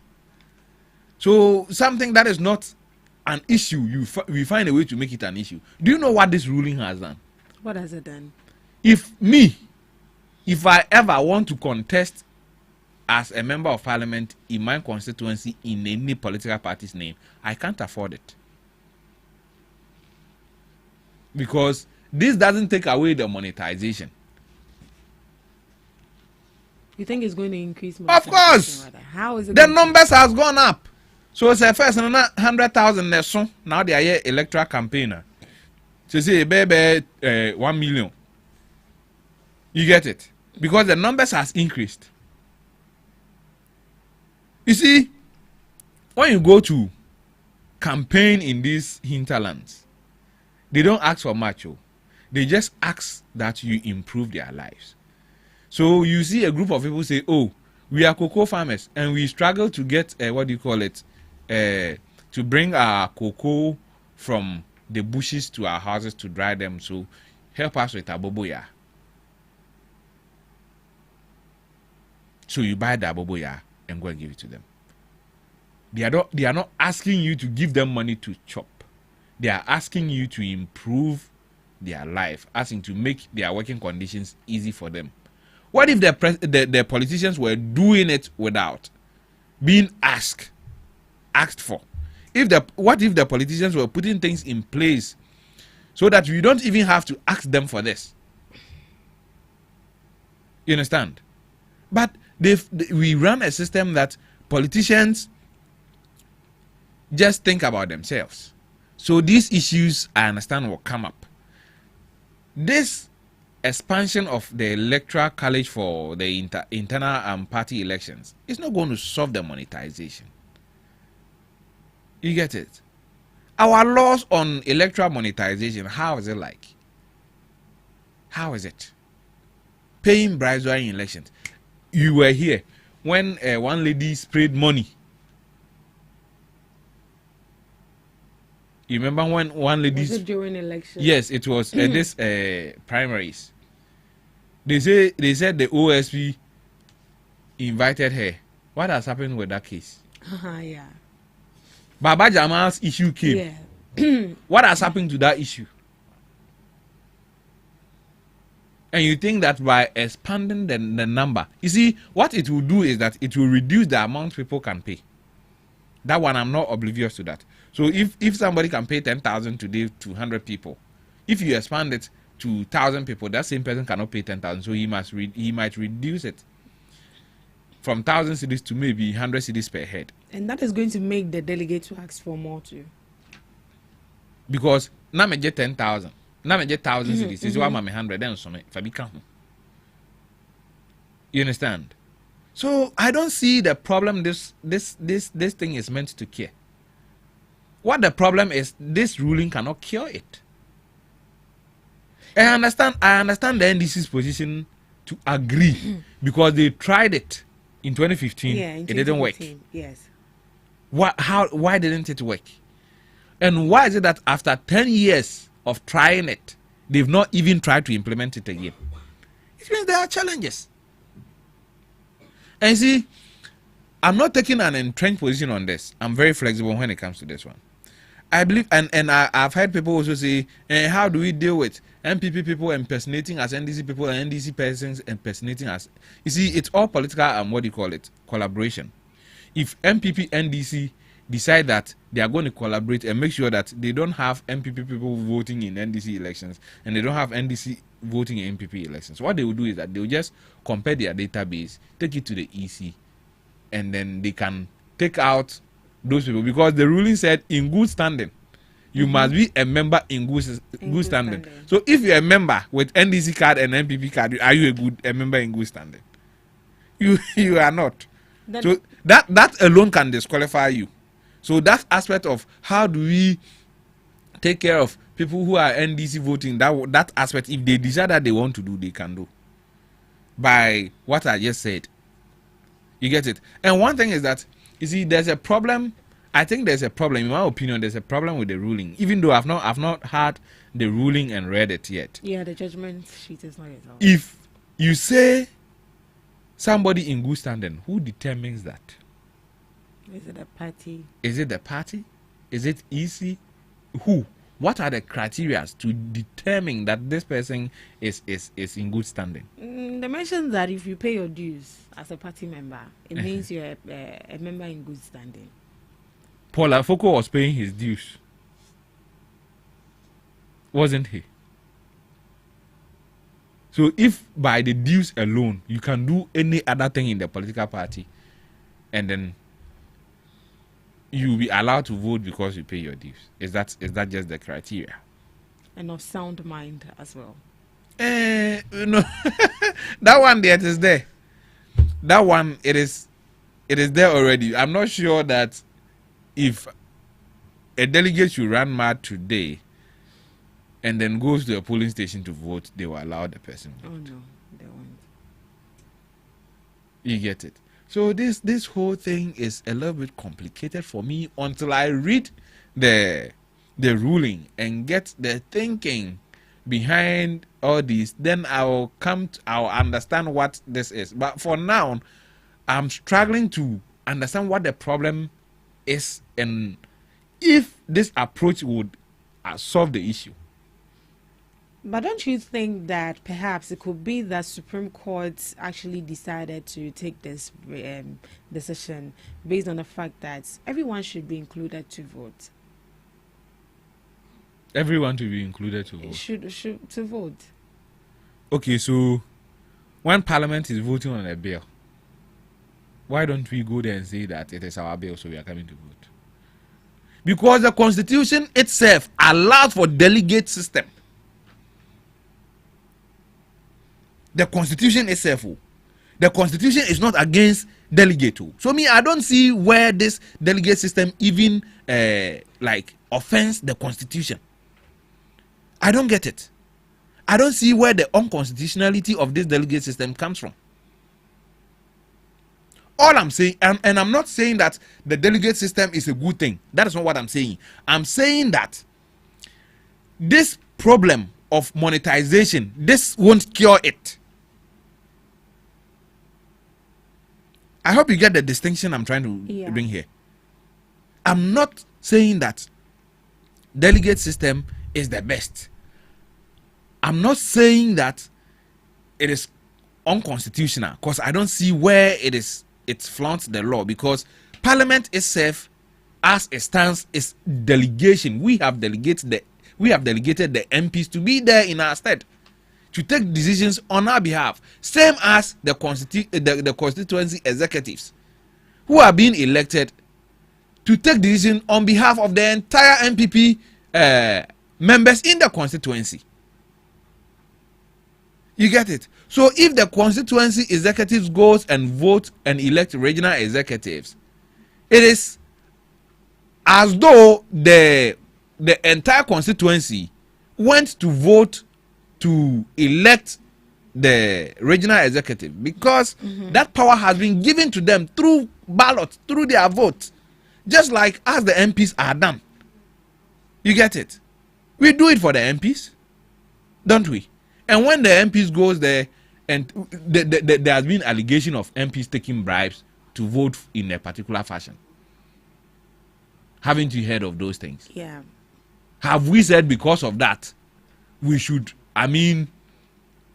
abolish the Parliament, and then every bill we all go and sit down and vote? And I hear people making argument on cost. Who will bear the cost? Who will bear the cost? Yeah. Because it's going to get more expensive. And now so, that everyone will be included, is it going to be the political party or EC that is going to bear the cost? The political party should bear their cost. Have you sent them?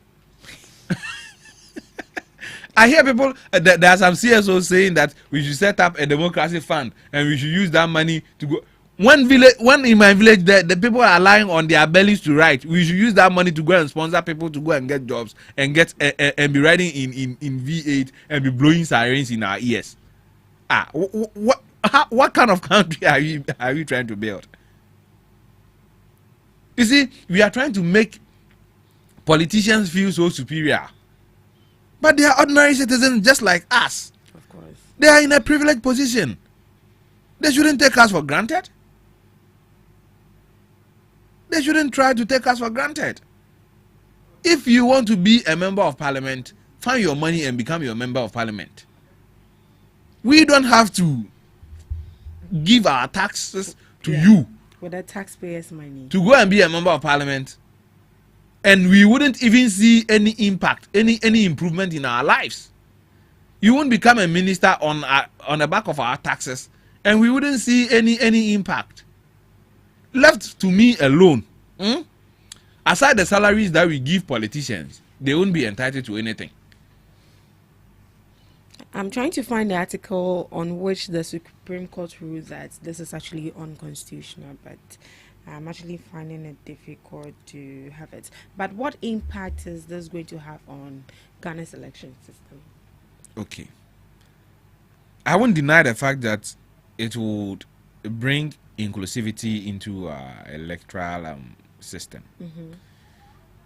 Political party members will be included in the decision making. I think that is the positive that I can get from this.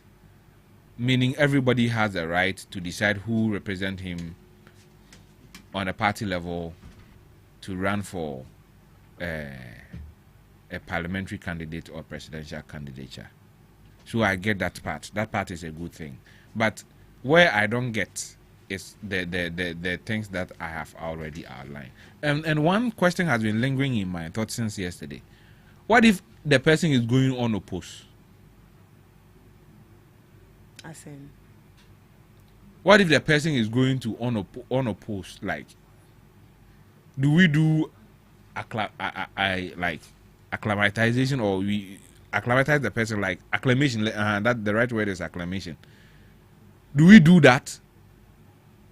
Must the entire membership of the party in that constituency come and do it, or the person will just go? And see, democracy is not just about vote. Democracy is also about consensus. So if I'm contesting with you and we decide that, oh, let's have a consensus, let's sit down and discuss between ourselves and let one person go, does that also offend the constitution?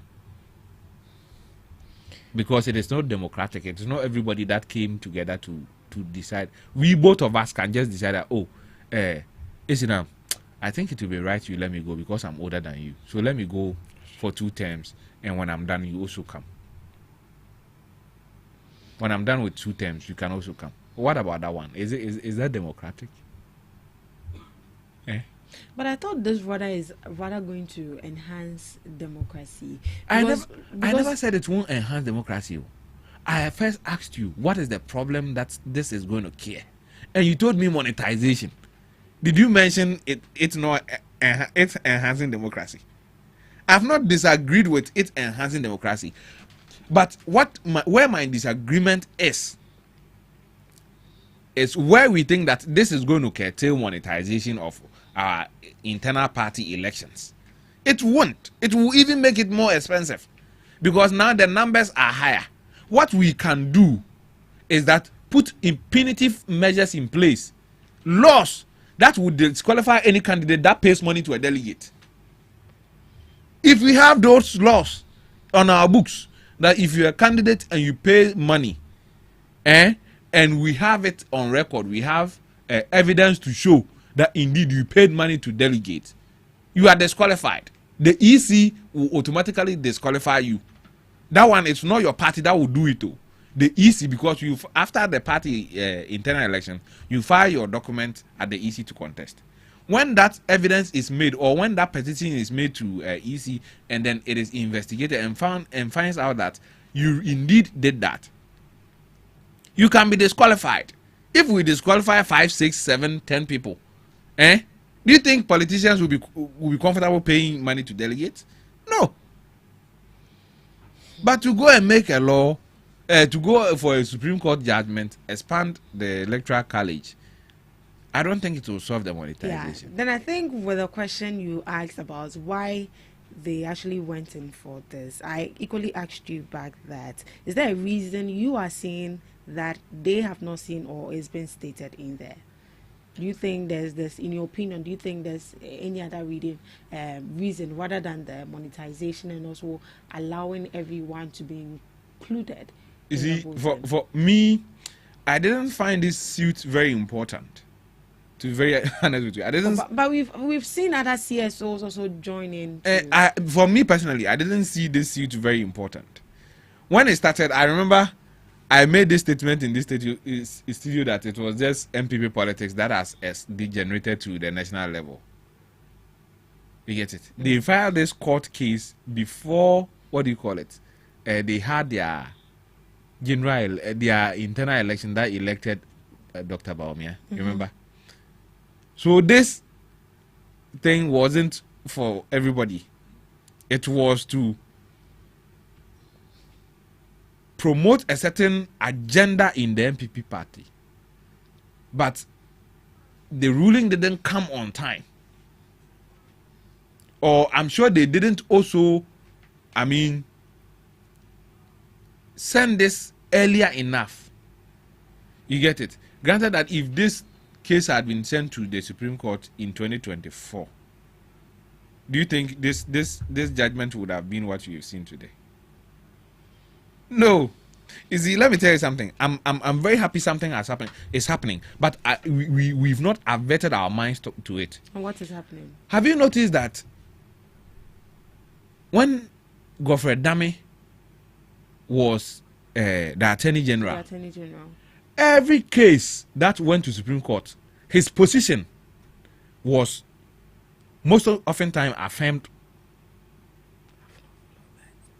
Go back and check the political cases and look at Godfrey Dame's position on those cases, his argument, and look at how the Supreme Court ruled. Today we have a Supreme Court that can rule against the Attorney General. So are you saying that it's being politicized, or no? I'm saying that being biased. No, I'm saying that the Supreme Court we have now, in my opinion, is stronger and fairer than what we had previously. Of course, and doesn't judge based on government position. Because you see, this I know we've not spoken about it, but this OSP case, do you know some of the ruling went against the Attorney General? Yes. It is the same Supreme Court too, during Godfrey Dame's time, that said birth set is not recognized as an identity. Check Godfrey Dame's position on that issue. It is this same Supreme Court that said that if you file to contest as an independent, you've not you've not what do you call it, giving up your what do you call it, your party, like the membership of your party. It is this same Supreme Court after you have filed to contest as an independent candidate. It is the same Supreme Court. Check Godfrey Dame's position on those matters. I think I found what I was looking for. Why the Supreme Court gave this particular ruling. So, breach of Article 55 Clause 5 of the 1992 Constitution. The call of the ruling was a direct violation of Article 55 Clause 5 of Ghana's Constitution. This clause mandates that the internal organization of all political parties must conform to democratic principles. The court held that confining the vote to a narrow group of executive office holders and delegates to the absolute exclusion of the broader membership directly breaches this constitutional command. The court also agreed with the plaintiff's argument that the delegate system created an unequal and undemocratic hierarchy within political parties by granting voting rights to a privileged, limited minority while shutting out millions of ordinary card-bearing members in good standing, and the system violated the fundamental constitutional values of equality, political participation, and universal suffrage. The justice noted that the delegate system creates a limited electoral market because the voting pool was kept intentionally small. It became highly prone to corruption, intense monetization, and undue financial influence.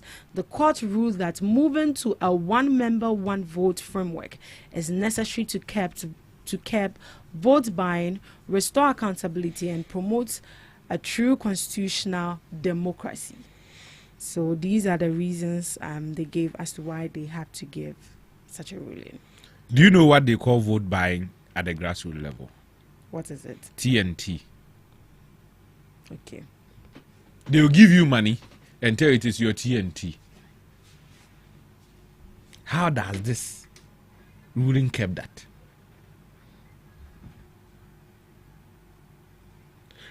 I already said that even in the general elections, that 18 million people are voting. People are still giving this quote-unquote TNT. And you can hear clearly people saying that is coming for two. Don't you hear those things? I do. 18 million people. People still make this assertion, and indeed they get the money. So just this ruling alone, as I've already said, won't stop monetization. It won't. What will stop monetization is laws to make sure that if you engage in it, you'll be punished. Well, Supreme Court has given a decision. And they've given all political parties 1 year. But do you think that the 1 year will be enough to re-strategize the whole voting cycle? I think some parties could sense this was going to happen. For instance, I don't know about NPP, but I know NDC did what do you call it? A branch-based registration where they had all their members in their branches registered. So I think they saw this coming. So I think that even though 1 year might be too short, but I believe in implementing policies and then fine-tuning it as it goes along. You cannot implement a perfect policy. You cannot implement anything from the beginning that will be perfect. It doesn't work that way. So I think that in as much as the 1 year is shorter, I think that the politicians and the political parties can find a way to work to make it work. Yes.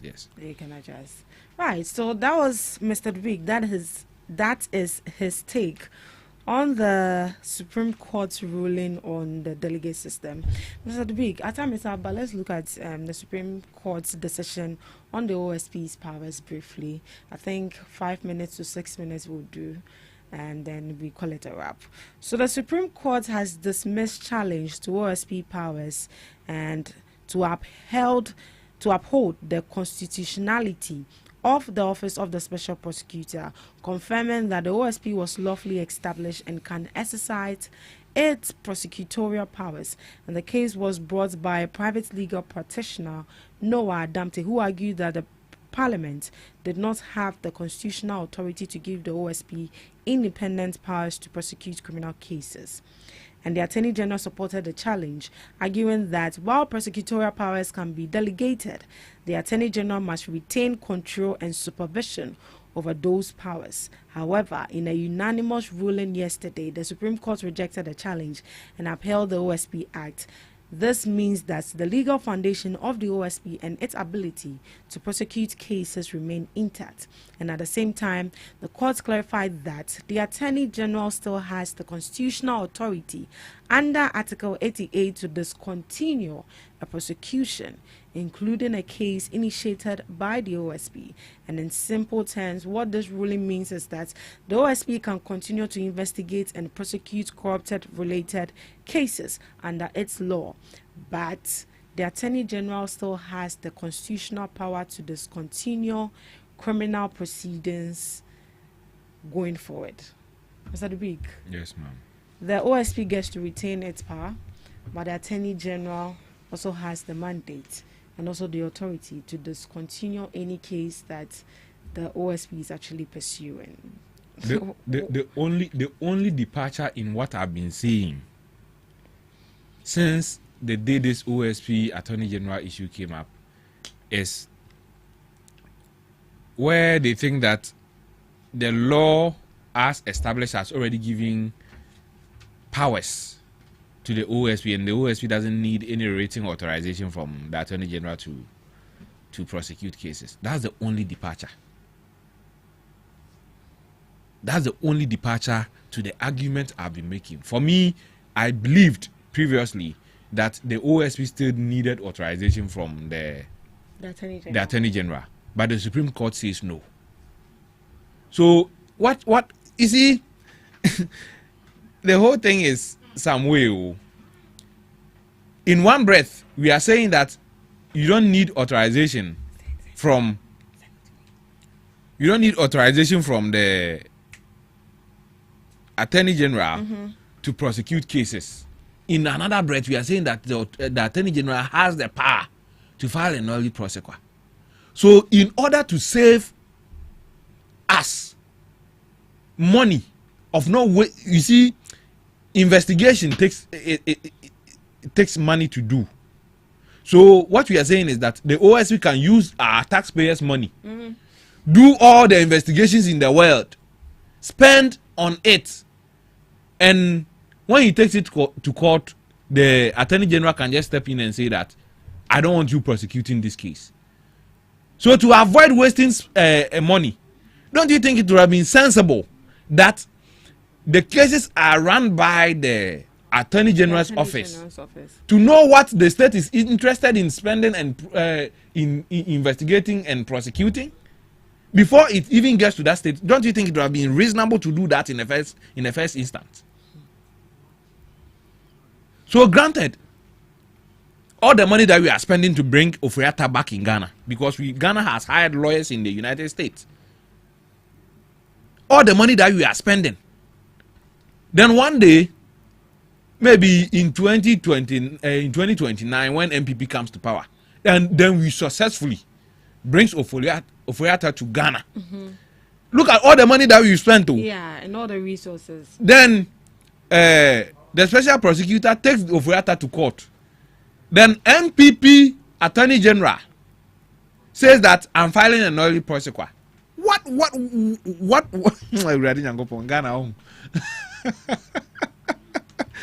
would we have done to ourselves?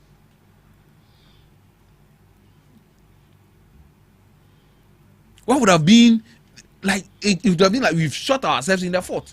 So I always say that we were lazy in establishing the office of the special prosecutor. We didn't need an act. We needed a constitutional review, like amendment. An amendment. We needed to amend that section, the Article 88, that gives the power, that makes the Attorney General the sole prosecutor of criminal charges, criminal cases in Ghana. We should have amended that article, but we didn't. And now we are finding all the legal gymnastics to try to make it work. Any logical mind would see the flaws in this law. If you want to think logically, you see, the judges themselves, everybody knows the flaws in the law, but they are just trying to find a way to make it work. They are just trying to find a way to make it work. So that should tell us that the OSP is still not independent. How is he independent? What the I am behind my behind in that space near me the damn hobiana, as long as I mean say what I know, I'm entitled to what you say. And this I may saw TV na me hwe TV or me them na volume no form. Na fear at me bo ra me them be 2 TV no kwa say oh mama hwe TV am I independent? Of course not. Me koto jollof ra bonten. Na me ba se me bedi na fear at me bo ra them or be catch them say oh mama ni aduan no them ho. Am I independent? Dan no me were right to do whatever I want in the room and so we are trying to give it certain semblance. Something that resembles independence. But truly, the OSP is not independent. It is not. The scenario I just made, Oforiatta, we spend all the money in the world to bring Oforiatta. Then maybe Godfrey Dame becomes the, the Attorney General and the MPP. Then he says, oh, me, I'm not, the state is not even interested in prosecuting the Oforiatta. Then I hear right. So what does this actually mean for us as a country against the fight of corruption? The same thing. We are not going anywhere. Who told you this country is serious about fighting corruption? Who told you? Well, there's a breaking news. What is it? And this time around, the Court of Appeal acquits and discharges former Maslok CEO Sedinam Tamaklo. And you say we want to fight corruption. What does this actually mean? Does that mean she's free to go? Acquitted and discharged. She has been acquitted and discharged. So meaning go and sin no more. Go home. You don't have any question. Go home. Kofi, go home. That's what it actually means. Yes, I'm waiting for this ruling. In fact, I'm pissed. Oh, don't be pissed. Did I bring it up at the wrong time? No, you see the breaking news. Whatever the case is, I would have seen it anyway. Yeah, you would have seen it anyway. So that is it. Hey, are we safe? Hey, they should discharge and acquit him to me too. Because if this is what they are doing, I'm waiting to see the legal reasoning behind this. Behind this. Yes. Exactly. Until then, I don't have anything to say on it. All right. So what of the issue of OSP? You've lost appetite for that as well. Let's close. At this juncture, you are bored. Yeah. You think we can fight corruption. So even the cha we are even doing for OSPCF. Ngosi baby. Oh, don't be disappointed. Are we serious in this country? I sent it to you. Are we serious in this country? There's definitely going to be a reason for this, and we will get into it if it's actually reasonable. Okay, well, I won't be in a haste, because when the issues came up the other time I came here, I said she reserved the right to an appeal. Yes. But this particular appeal was not something you were expecting, was it? This outcome isn't something I was expecting. Right. But the court thinks that this is the right outcome. Who am I? So after all the money we spent on the extradition process and all of that, what happens to that as well? Do I know? Oh, I don't know. Ghana. I don't know. See, this alone should give Ken Ofori-Atta confidence to return to the country. This alone? Yes. Why? Who is said in Namtamba? NPP. NDC. So if NDC convict you, if MPP comes, they will acquit you. They will acquit you. I'm not saying that this ruling has political tainting. It has been tainted politically. What I'm saying, what I'm trying to say is that there's a perception, a growing perception, that if NPP jails you and you are an NDC person, if NDC comes, they'll find a way to release you, whether through the court system or if there's a pending case, the Attorney General will file a nolli prosequi and things. You get it? But to some extent, you see, this is the problem with trial in absentia. She was tried in absentia. So she wasn't able to answer to certain questions? Of course. The court judged based on assumptions. One side of the whole story. That's why I've always disagreed with trying in absentia. The person must be there to answer some questions so that the court forms a clear opinion or a clear view of the matters. You understand? I don't know what the issues are. I don't know why she was acquitted and discharged. Maybe I'll sit down, read and understand, and maybe probably Monday, if you can get me back here, I'll come and then talk about it. Tomorrow I have an exams. Oh, sorry. Tomorrow I have an exam, so I can't come tomorrow. I don't know the time of the exams. If it is like in the evening or around 3 thereabouts, I can come. So you let me confirm the time. But don't go and spend your time. No. Getting into this issue. Go and focus on your exams. No, I have a way of researching. Okay. Sometimes I can do research on 4 other things at the same time. You know, AI has made things very easy. So if I think that this ruling is not something I should exhaust energy on, what I'll do is that I'll just pick the ruling, put it in an AI tool, ask the AI tool to point out the flaws in this ruling, and the AI tool will do that.